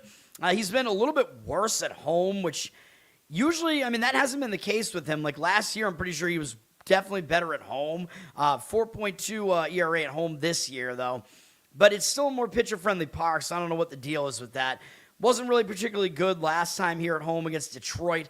I think I might have lost on an under in that one. I don't remember. He was pitching fairly well prior to that. The two starts prior to that were both pretty good. His numbers, his hit rate is reasonably low. His walk rate is too high. He's got to fix these walks. That's his main issue. His strikeout rate is not too high, but that's not really his thing. Against Houston, he actually has been pretty good. In 17 at-bats, 235 average, 690 OPS, 4-1 strikeout walk ratio, One extra base hit allowed there, which is a home run from Jordan Alvarez. Yeah, I don't know, man. I mean, this game could be an under. Maybe it'll be an under, the minute that I don't want to jump on an under in a Houston-Texas game, although I wasn't on the under yesterday, either in a Texas home game, I wasn't on it yesterday, but this game might wind up being one. Totals at 8.5, 52% of tickets, 87% of the cash on the over, though. I think a first 5 under might be the better way, and maybe avoid Houston's bullpen again there. The money's also backing Texas. I do agree with that. 51% of tickets on Houston, 61% of the cash on Texas. Looks like a little bit of a pros versus Joes kind of market read there. Texas is a small favorite, like minus 117. I think they do have the bullpen edge, and I think Rocker at least has the matchup edge, which is what I just showed you there. I think Lambert is probably the better of the two pitchers generally right now, though. So I don't know. I like those things to all kind of coincide, but yeah, I'm not playing that game, obviously. All right, yeah, hopefully that was all I needed to say about that. ESPN Unlimited has Chicago Cubs and Cincinnati. Hunter Green bounced back yesterday, 4-0 win for the Reds yesterday. I'm pissed I did not put that under on my card because I liked the under, the first 5 under. I think either one of them hit in that game yesterday. The Cubs used 2 elite pitchers. Reds, not a good bullpen. They used 2 as well. Let me make sure that was the case. Whoops. No, I don't want to. No, I don't want to download this web page. No. Hold on. Let me just make sure of this. Yeah, it was under through the first 5 for sure. Cincinnati scored 3 runs in the 7th inning. Yeah, so both starting pitchers did well yesterday. This game, I would not be inclined to play an under in this one. I will say that. The Reds' bullpen is bad. They're at 27th. They're not very good. The Cubs haven't been good really out of the bullpen recently either. They're down to 14th. They're better than the Reds, but they have not been doing well recently. Cubs' offense has been good. They're at 5th. The Reds' offense is still not doing too well at 24th. But still, this game, these pitchers are nowhere near elite, let's say. Javier Assad is pitching for the Cubs. His numbers are all right. 4.15 ERA, 1.1 whip. Some of that was coming out of the bullpen. He's not been good on the road at all. 5.9 road ERA. So he has extreme splits, and he hasn't been good on the road. Last time out against St. Louis, he held them scoreless, but he didn't make it 5 innings. His last few starts really have not been impressive, especially given that it was against St. Louis, San Diego, the Mets. Those are not great offenses there, so I don't like what I'm seeing. It looks like Assad was just really good against San Francisco, and he's just not good against anybody else. So I don't trust him here. He does have a low hit rate. Walk rate isn't too bad. Strikeout rate is really low. He doesn't strike guys out. Against the Reds, he's actually done all right, though. In 64 at-bats, 234 average, 679 OPS, 21-8 strikeout walk ratio is not that good. But the rest of those numbers are pretty good, so maybe he at least draws an okay matchup here. But I don't think I trust him, and I don't think I trust Nick Lodolo on the other side either for the Reds. 4.68 ERA, 1.46 whip. That is not good. Nick Lodolo, although...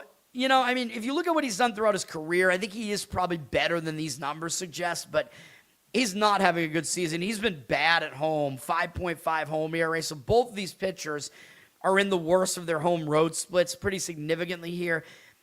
Although he pitched well, his last 2 home starts, he actually wasn't too bad, although one was short, 4 innings against Milwaukee. I don't know why they took him out of that game. Maybe I don't know what happened in that game, rain delay maybe. I'm not sure what happened there. But he was pitching well enough. He should have stayed in that one. But he's allowed only 1 run over his last 15 innings. So he is pitching better recently. And 2 of those games are at home. So, he's in better form right now at the very least. He's got a hit rate that's a little bit high on the season, though his walk rate, given, how many innings he's pitched, that walk number is too high. Strikeout rate, not particularly good. Against the Cubs, he's not good. In 100 at-bats, they've seen a lot of him. 320 average, 918 OPS, 24-13 strikeout walk ratio. None of those numbers are good. Ian Happ and Nico Horner both do a lot of damage against him. Suzuki also does. So do with that what you want. But there are a few bats in that lineup that do damage against him. I think this game reads as an over to me, but you do have to you have to go over a really high total in this one. The total's 10. It's a hitter-friendly park. I mean, the total is high for a reason, and the money is still backing the over. 53% of tickets, 93% of the cash on the over. I don't quite want to do it. I mean, again, Lodolo is at least in better form here recently. Assad is in the worst form, but has the better matchup numbers, so it's like, where does this game go? I don't know. I still think the safest way to go is the over, because you're at least backing a couple of bullpens that I think are pretty fadeable right now. The money is backing Cincinnati for what that's worth. 72% of the tickets are on the Cubs, 66% of the cash on the Reds. The public is, of course, going to back the Cubs because they're actually a slight underdog here. It's basically like a pick-em price. Public is going to be on that team that has the better record. Money coming in on the Cincinnati. If you're going to play Cincinnati, I think you should do it in the first 5. There's no way that you could back that bullpen. Do with that info what you want, but I still think the over is the better look in that game. Gerald, what's up, man? No, I've not been able to go 2-0 for a while. Somewhat treading water. I mean, yesterday was a loss. I'm not happy about that. I'm trying to do it here, man. The goal today is 2-1. I have 3 plays today. Atlanta and St. Louis. St. Louis won the game 2-1 yesterday. Interesting. Dude, I told you not to play Atlanta yesterday. Again, just too heavy a price to pay on Chris Sale there, and St. Louis was able to hold Atlanta's offense down. Atlanta's offense has not been particularly good recently. Atlanta, they do have the better bullpen. They have some usage recently. They use 4 guys out of the bullpen. St. Louis, not a great bullpen. They use 5, so you still got to give the bullpen advantage to the number 1 bullpen, still Atlanta, even though the Yankees have a little bit better ERA. I still think Atlanta is the best bullpen here. St. Louis, maybe I'm biased. St. Louis, no, but the numbers suggest that just because their whip is better, and the ERA is not significantly worse. St. Louis has not been very good. They're 20th in the bullpen. I mean, they're not like a horrible bullpen, but they're not great. Kind of middle of the road, obviously. St. Louis is 20th in offense, which isn't really that good either. Atlanta is 15th. Atlanta really hasn't been doing that much offensively recently. They've been better on the road, I think, at hitting this year. St. Ous has been worse at home at hitting this year, so keep that in mind, I guess. But I think we're looking at at least a pitcher-friendly ballpark here. However, I don't like these starting pitchers. Ronaldo Lopez is pitching for the Braves. He's basically back in their starting rotation because of injuries, although he's been okay. 3.18 ERA, 1.27 whip, although a lot of that is out of the bullpen. He's been slightly worse on the road, 3.48 road ERA. Opponent batting average is way worse on the road, though, so he's not as good on the road.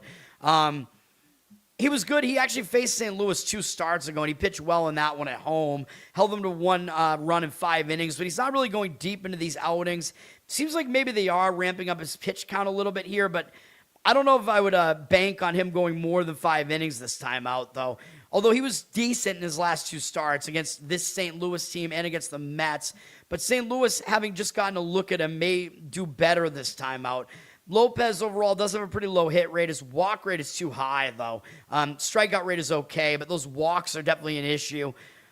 Numbers against St. Louis are good, but a lot of it was that 1 start last time out. 22 at bats. They only have 1 extra base hit. Double from Herrera. 8-2 strikeout walk ratio. 0.91 average. 296 OPS.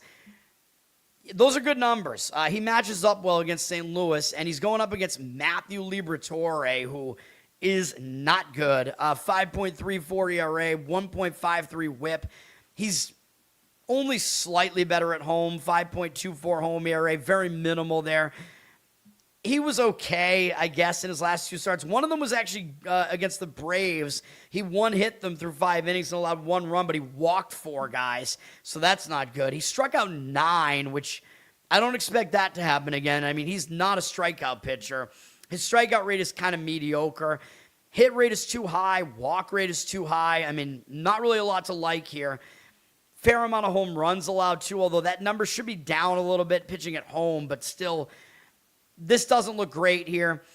He has been good against the Braves, though. It wasn't just that 1 recent start, and maybe the Braves turn it around and do better here, but 46 at bats, 16 to 7 strikeout walk ratio. That's not good, but 152 average, 498 OPS. Liberatore, he might actually pitch well here. I mean, it might sound a little insane because this pitching matchup doesn't look good on the surface, but this game might be an under. Maybe first 5, and then you can avoid St. Louis's bullpen, and Atlanta's bullpen's not too well rested here. Maybe a first 5 under in this game makes some sense. The full game total's at 8, so it's probably a 4.5 in the first 5. The money's coming in on the under. 65% of the tickets, 71% of the cash on the under. I highly doubt any of that is public money. The public is not playing an under in a Ronaldo Lopez Liberatore game. There's no way. The money is significantly backing St. Louis. 78% of tickets on Atlanta, 86% of the cash on St. Louis, getting them as a small underdog price there. I think the argument is just that this game could be close. I would only do that in the first 5 if I was going to play St. Louis. You do not want their bullpen. Maybe Liberatore can keep it close. I don't even think I would want to bank on that, though. I mean, Lopez has pretty good matchup numbers here as well. I think I lean Atlanta in this one probably, even though it worries me because it looks way too easy to take Atlanta, the team with the better record, as a small underdog. That looks way too easy to me, so that's not exactly something in my repertoire. Playing on Ronaldo Lopez, frankly, is not necessarily really in my repertoire either, but I don't know. The way that game looks, I think maybe Atlanta in the full game has enough advantages to pull that out, but I don't know. Whip it. What did I say about whip? Oh, the whip. Yes. Dirty Sock. What's up? Yes. Oh, thank you. 500 subs. It'll drop right below 500. I don't think I'm able to monetize yet, but I don't know. I might have to look.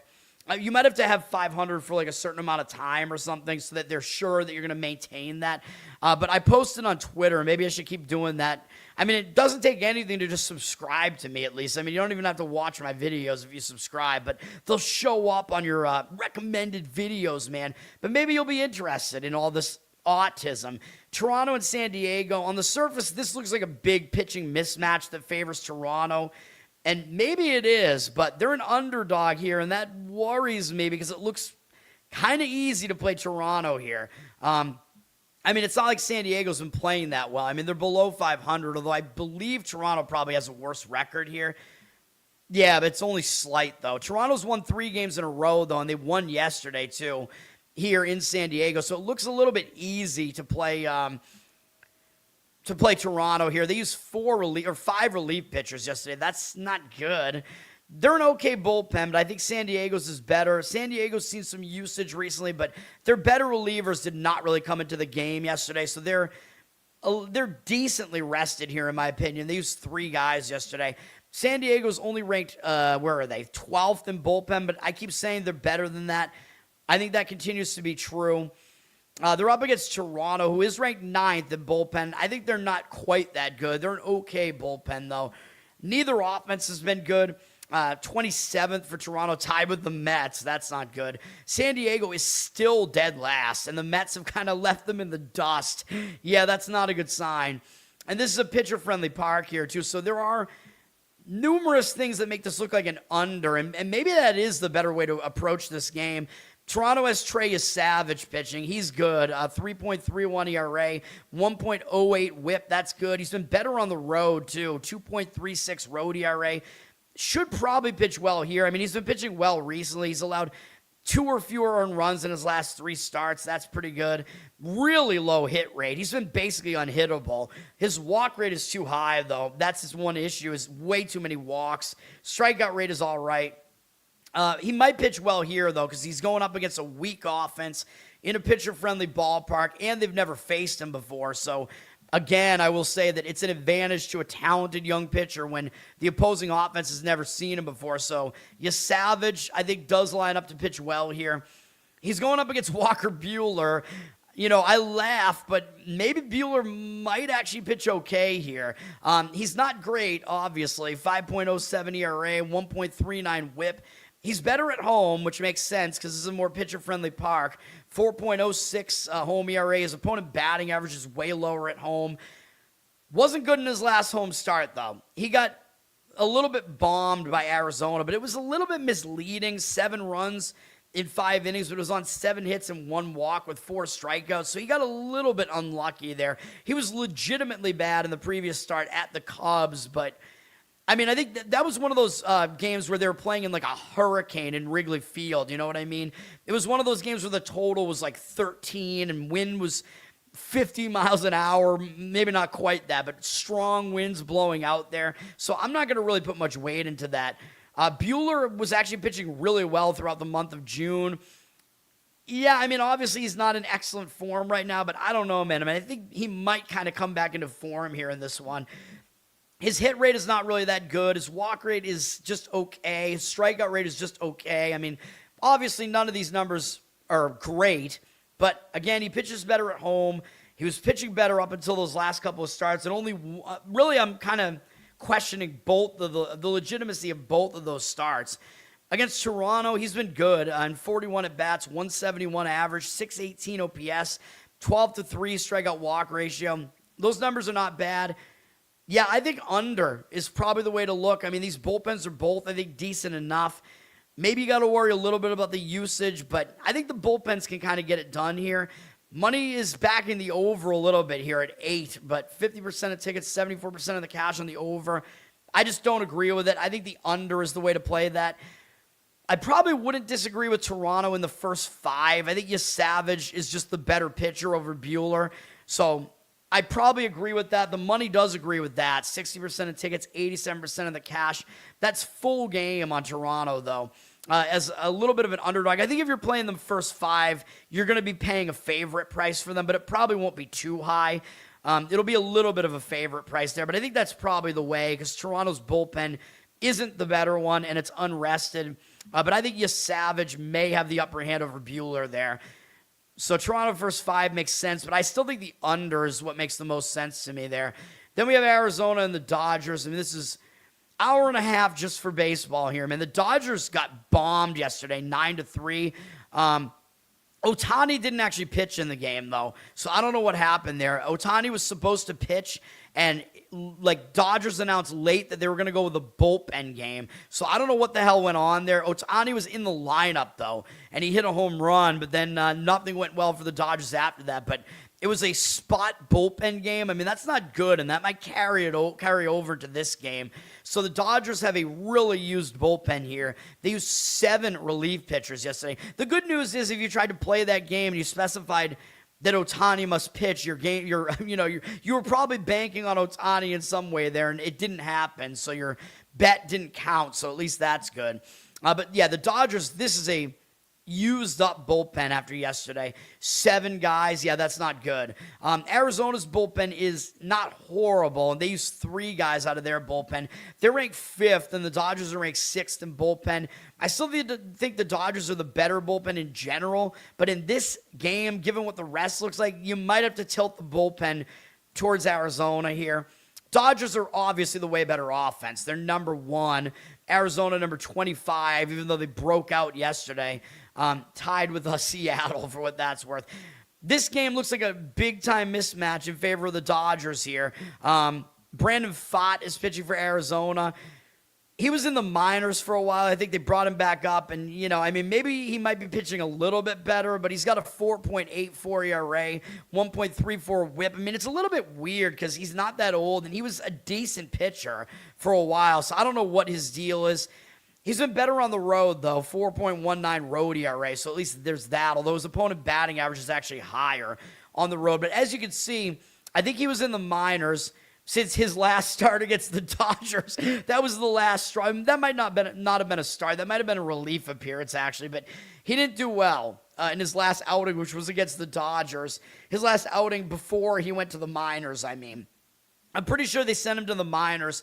They brought him back up, and he's actually pitched well twice.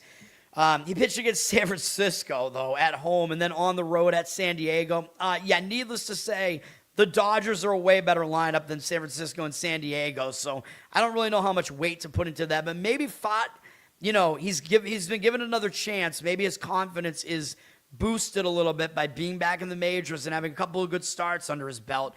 He doesn't do well against the Dodgers typically, though. 131 at-bats. They've seen a lot of him. 29-8 strikeout walk ratio, 298 average, 850 OPS. So this is probably not a game where he's really going to do that well. And he's going to have to go up against Yoshinobu Yamamoto, who is obviously the better pitcher here. 2.49 ERA, 0.88 whip. He's been a little bit worse at home, 2.67 home ERA, still not bad. He's basically been in good form all season. I mean, when he has a bad start, it's a little bit of a fluke usually. He's pitching well. He's got a low hit rate, low walk rate, high strikeout rate, or not really that high of a strikeout rate actually, but reasonably high. He's good. We get it. He's good against Arizona as well in a big sample. 87 at bats, 22-5 strikeout walk ratio, 172 average, 505 OPS.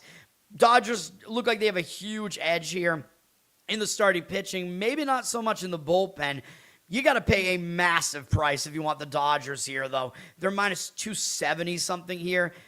You can't do that, obviously. They're public. 95% of the tickets, 91% of the cash on the Dodgers.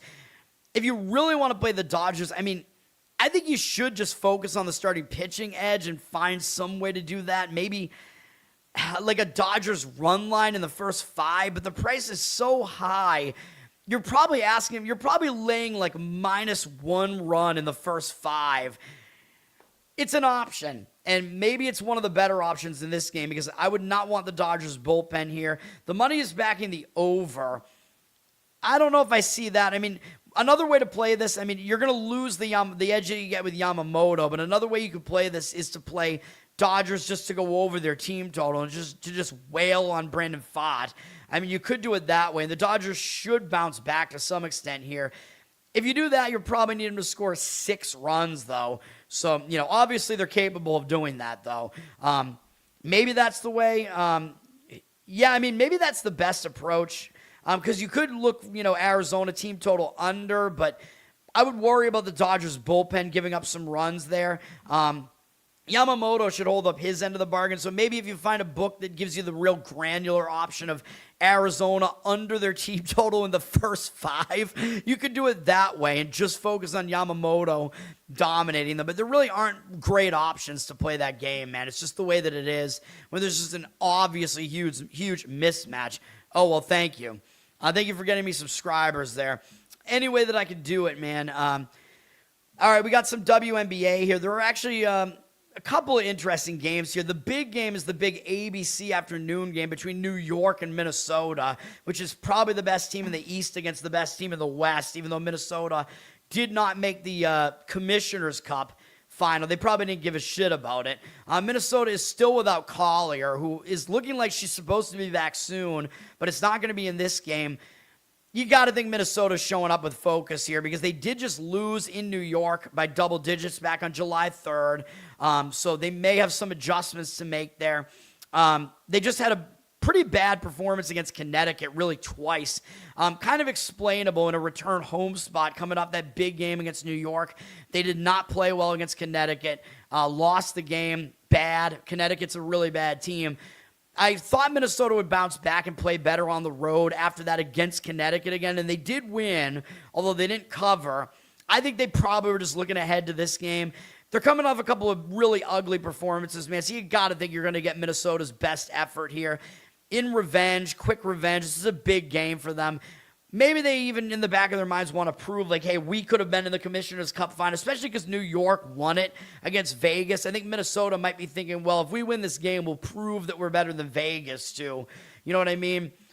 I don't really want to fade the Liberty here, though, either, because they've not been playing great basketball recently. They lost a couple of games on the West Coast trip on the road, came back home, huge win over Minnesota, and then I believe I gave you guys a play on Dallas in the next game there, in the Liberty's last game there. Dallas got a win there in an upset. I think it was a letdown. I said it was a sandwich spot. It was the Juicy Lucy, that's right, which makes more sense in a female sport, too.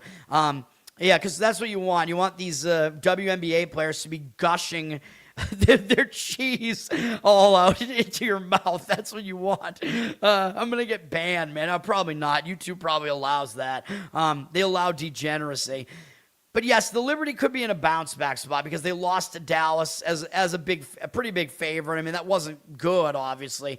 You can kind of explain why they lost that game too. I think were in a sandwich spot. They were coming off a big win against Minnesota. They were overlooking Dallas. They had this big game against Minnesota on deck, too. I think that's what happened. I'm going to lean Minnesota here, but I think both teams show up for this, so it's not an easy handicap. The money's backing New York. Minnesota's a 5-point favorite. Well, that's one of the other things. Why is Minnesota a 5-point favorite here? They were going to be a 1.5-point favorite. Like, is Collier actually coming back? I don't think so. I don't know what's going on with this number here. New York has 55% of tickets, 89% of the cash on them, by the way, for what that's worth. I want to figure out why this line moved now, though. The game in New York recently, comparing the number here, Minnesota was a 2.5-point favorite in that game, though, and that was obviously without Collier, so that's in line with them being a 5.5-point favorite here. If Minnesota was 2.5 on the road, then they should be about 5.5 here, so I guess it's probably Miles, I guess would be what's going on. Olivia Miles, the star rookie that Minnesota has, she must have still been out. I think that's probably what's going on here. Let me see. Did she miss that last game?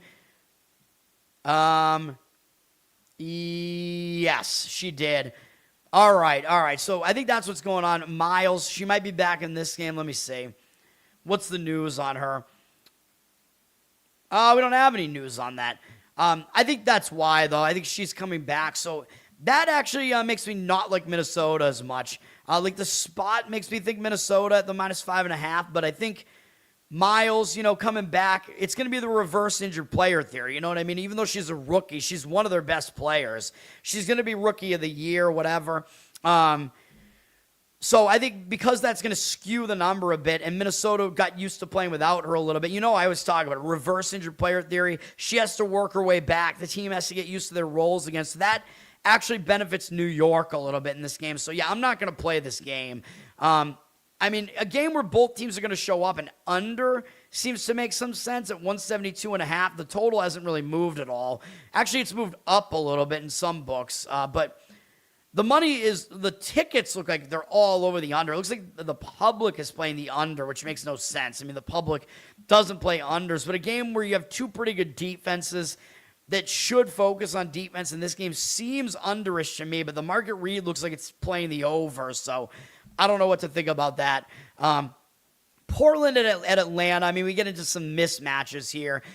CBS and Paramount Plus, Atlanta's the way better team. Atlanta ended a losing streak with a win over Seattle the other day, so that should benefit them. They just beat one of the worst teams in the league, Seattle, and they ended a losing streak.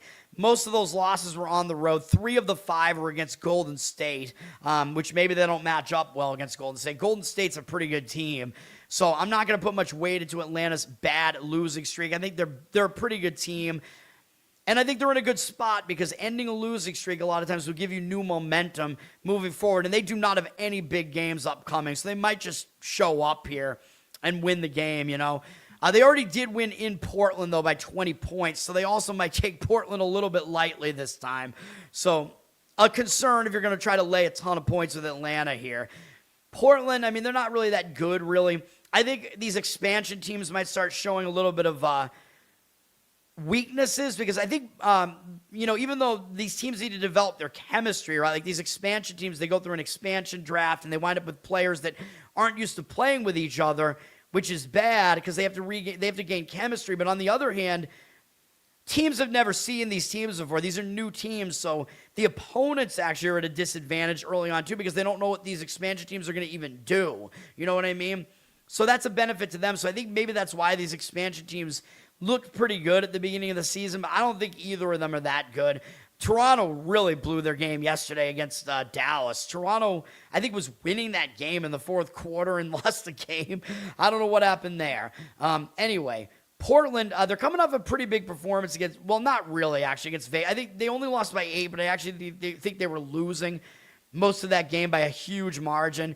But they're coming off a big game, at least, against Vegas. But still, they're starting a new road trip here. I know it's with only 1 day off. They had a few days off before that Vegas game. I don't think they're going to overlook Atlanta, man. Usually you want to get the road trip off on the right foot. Atlanta's a good team. They lost at home by 20 to Atlanta earlier in the year, so I think they're going to show up. I think it's a spot where both teams probably show up here, but you're probably not really getting much value laying 13.5 points with Atlanta. And the money is indicating on Portland. 71% of tickets on Atlanta, 68% of the cash on Portland. Atlanta, again, I don't really think they have anything upcoming, though, so I don't think it's that bad of a spot for them. The market read is saying to take Portland plus the points. I could see the argument for it. I might even slightly lean that way, but I don't have a strong opinion on that one at all. And then Phoenix is playing at Las Vegas on Peacock and NBC Sports in the evening, early evening, really. Actually, back out on the Pacific Coast, it's an afternoon game for Vegas. Vegas, they won against Portland, like I said last time out. I don't think they give a shit about that. That was an easy win for them. They'll probably show up in this game against Phoenix, but I don't know, because Phoenix, they're a little bit under the radar, though. They're better than their record looks. Well, maybe Vegas might actually look ahead because they do have another TV game on NBC and Peacock tomorrow against Caitlin Clark. So they might look ahead to that. They're playing Indiana tomorrow. That is going to be interesting, man. So they have to play on a back-to-back. Vegas, by the way, they have not played since the Commissioner's Cup game. Or no, that's not true. I'm like, wait, that doesn't make sense. I hear how ESPN does that. No, right, they played against Portland 2 days ago. I'm like, that makes no sense. Yeah. They played 2 days ago. I don't know why ESPN moves the Commissioner's Cup game down like this. It makes it look like it was the most recent game. It wasn't. But yeah, Vegas, I mean, the one worry is they might look ahead to that Indiana game because, of course, Caitlin Clark, it's always, a big thing when you have to play against that team. Indiana... Or excuse me, not Indiana. Who are we looking at? We're looking at Phoenix here. Indiana's nemesis. I can't get it right. Shit. Come on, man. Yeah, this is going to be a long show. It's already a long show. But we're almost done with WNBA. I don't like this WNBA board anyway. Phoenix, I think they're better than their record looks, man. They're at 8-15. They did just lose a close game to Indiana. I don't really think they're going to overlook Vegas here, starting a road trip. It's a big deal. They're playing Vegas and Minnesota here Saturday, Monday. I think they'll probably get up for this game. But again, that was a big game still against Indiana. Those teams really don't like each other. And that was kind of a rubber match after each team won one of the games in Indiana. Indiana came in and beat them in Phoenix. So I don't know, man. I don't know what to make of this game. The money is indicating towards Phoenix. 69% of tickets on Vegas, 52% of the cash. Laying 10. Vegas is a 10-point favorite here. So I think basically the professionals, I think, are just saying we see some value in taking that many points with Phoenix. And maybe that's true. I mean, Vegas has not been a good home team, dude. So that's one thing. Like, Vegas has really not done well as a big home favorite this year. And I've given out, I think, 3 plays fading them at home this year. One of them, I think, lost with the Sky, although I think they should have covered that. But whatever. Money is also strongly on the over in that game for whatever that's worth. And looking like it's back in the over in the Portland-Atlanta game, too. Both totals in the 170s. I don't know, man. It's not something I'm going to deal with. And then we have World Cup, 2 games. One is late afternoon, 5 p.m. Eastern. It's in Miami. Norway and England is the game. Norway, I believe, is traveling in from New York, New Jersey, I think is where they were. Yeah. They're coming off a big game against Brazil. And I think Norway might look a little better than they are, man. Although I know Brazil basically was going to end that game with no goals, and they got a penalty shot right at the end of stoppage time. I think it was just, I think the refs did it intentionally because they knew that Neymar was going to, I think he retired, right? I think they knew that, and they were like, whatever, just give him a penalty kick, let him get a goal at the end. Really stupid. I gave out Norway as a winning play in that game. However, if you look at the box score, it wasn't all Norway in this game. Now, Norway did a good job dominating possession, so they did that well. But Brazil gave themselves a lot of good opportunities, and Norway, their goalie, made a lot of good saves. Brazil won the expected goals in that match 2.6 to 1.05. 2.61 to 1.05. That's not a great sign for Norway coming into this. And everybody expects, a lot of offense out of Norway. Haaland, This Brazil game, though, that was a 0-0 game, 0-0 game until the 79-minute mark when Haaland scored, and then he scored again at the 90 mark. I don't know if that's going to happen again here against England, who is really an elite defense, man. I think England's being overlooked, dude. Norway, I like them. I like Haaland. They're pretty easy to root for, and, in my heart, I'm going to root for Norway, and I'm not a fan of England, and the way that they, shit on Boston and they're a bunch of redcoats and whatever, but I think England is going to win this game, and that's why I picked in my bracket. Norway with their offense, with Holland, they're getting all the hype right now. It looks really good that they beat Brazil, and nobody expected them to do that except me, because I gave them out as a play, and I picked them in my bracket. England, I think people are still thinking that England's not really that good. Oh, yeah, people are thinking that England got lucky against Mexico. I don't think so, man. They had so many disadvantages in that game. They had to play Mexico in the Estadio Azteca at high elevation, like 10,000 feet in the air, whatever, in Mexico City in front of a hostile crowd.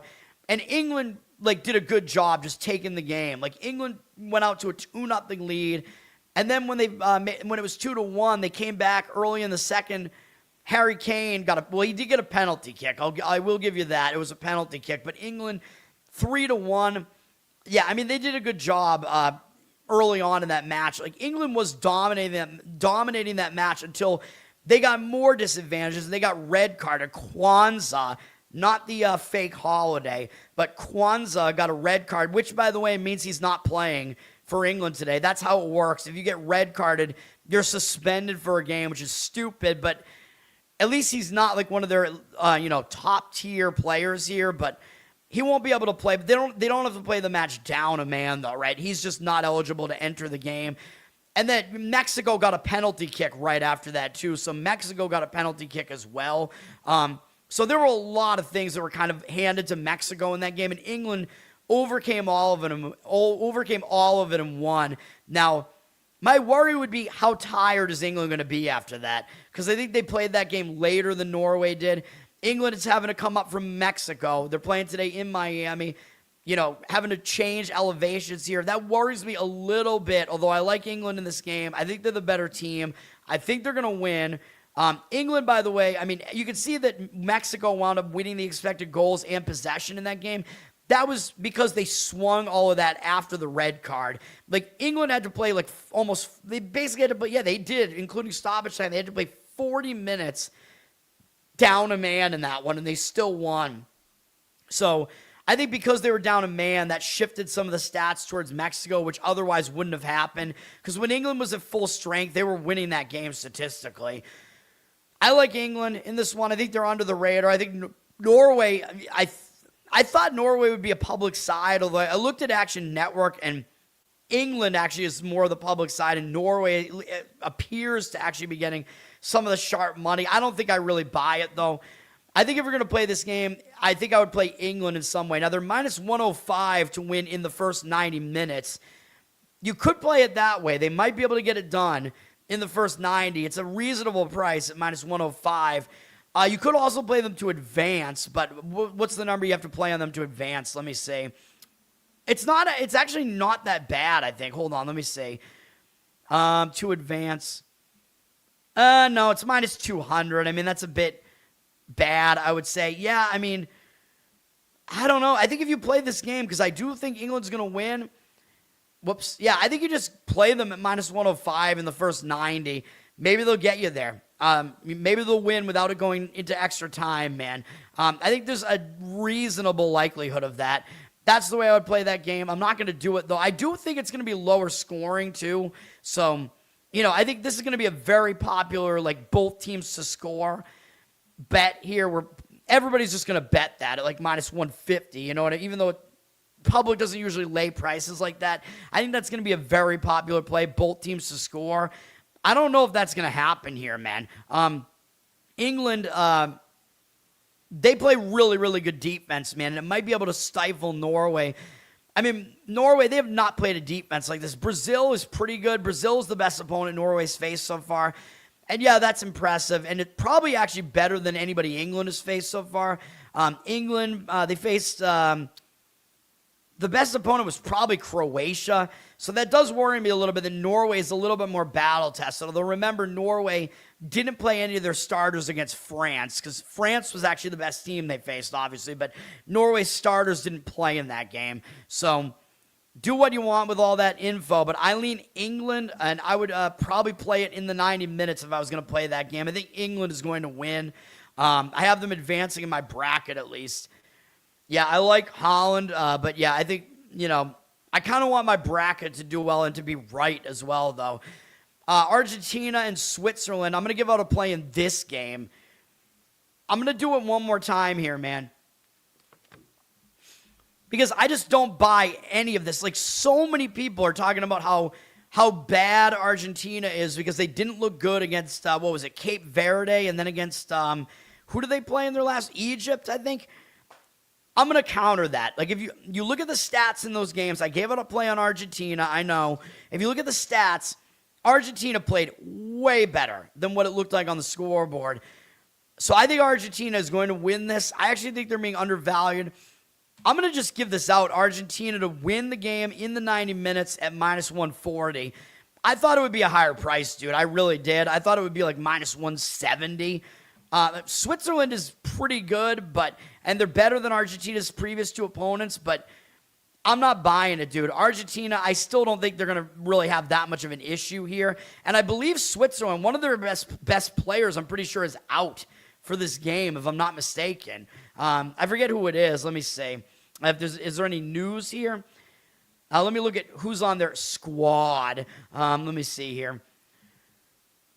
I'm not going to remember the name, but one of their best players, I'm pretty sure, is out for this game. So keep that in mind. Yeah, I mean, I think this is a cheap price. You do need Argentina to win in the first 90, so it cannot go into extra time to win this. But this price came out way cheaper than I thought it would. So that's what I'm going to do. Argentina to win in the first 90. I mean, if you look at what they've done, they're getting blasted because, they almost lost. Almost lost to Cape Verde. Almost lost to Egypt. Okay, well, did you actually look at what happened in those games? Argentina against Cape Verde, I pointed this out when I gave out a play on Argentina in the next game. Argentina expected goals 2.26 to 0.47 in that one.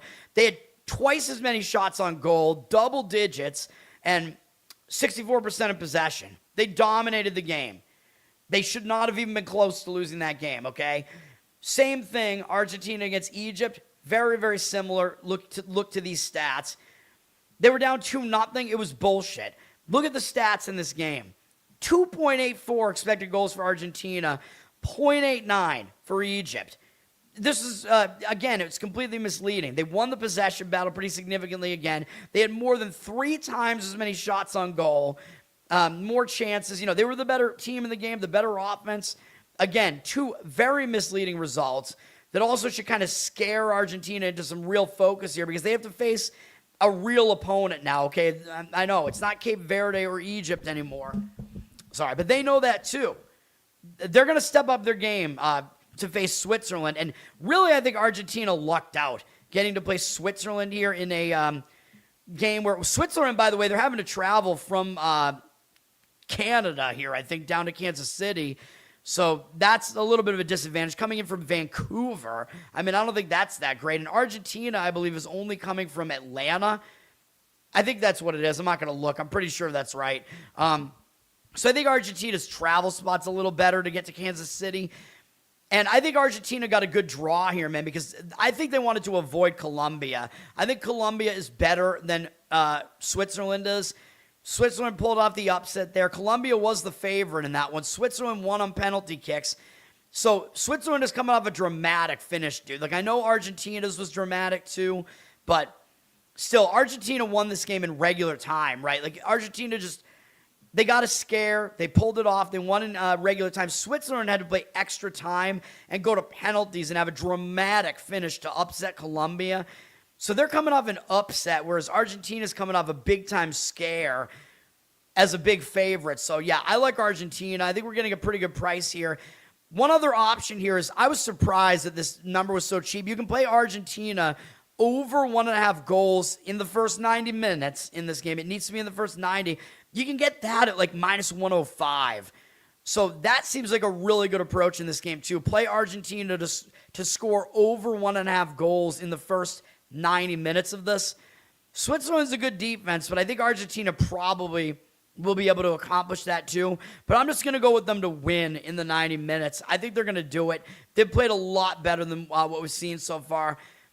I think this game, I think this price is cheap based on what we've seen recently. I think Argentina is better than Switzerland by more than what that number is suggesting. So that's what I'm going to go with. That's my one play in the World Cup today. Let's get it done, man, and that's going to do it. The plays today are, again, we're going right back to an under in Cleveland and Miami in baseball, under 7.5 or under 8, whatever the best number is. I know there's a little bit of juice on that under 8, but whatever. 7.5, I think, is still a decent enough option there. We're going to be on the Seattle Mariners on the money line. I like it. I think we're back in the better picture there. I think they bounce back. I think it just looks too easy to play Tampa Bay, too, the team with the better record. I think Seattle's have been under the radar there. And then we're going to be on Argentina, money line in the World Cup in the first 90. Let's get it done. Let's get some wins. We need that Argentina one to come home, man, because that's the biggest favorite we're laying here. So let's do it. No, they should not be minus 250. The odds makers are not that far off. On the three-way line, no way. No way. They're minus 300 to advance, which that even seems cheap to me. Again, I think a fair price on Argentina in that game is about minus 170 on the three-way line. I think that makes sense. 140 is cheap. 250, no, absolutely not. Let's get this done. Learn to Toad on Twitter. Learn to Toad on Instagram. Like, subscribe to the channel here. We hit 500. Let's keep it there. I'm going to see if I can monetize this thing. Get everybody to watch this, man. I'm giving out winners. You can see it. We're still running, I think, above 60% here. We were almost 67% for over a month, I think. And, of course, we were going to cool off a little bit. But been treading water a little bit recently. Let's get back on track here.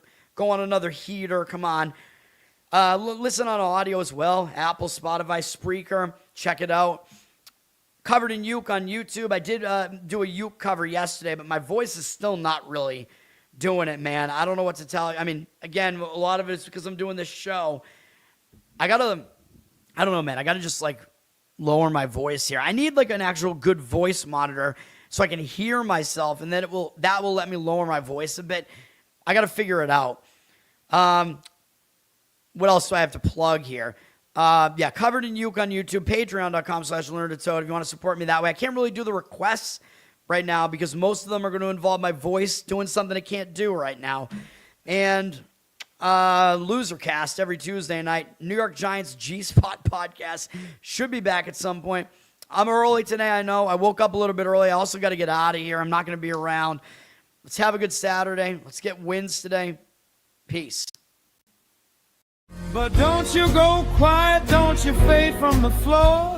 Your name still means something to somebody for sure. Put the glass down, baby. Look at me now.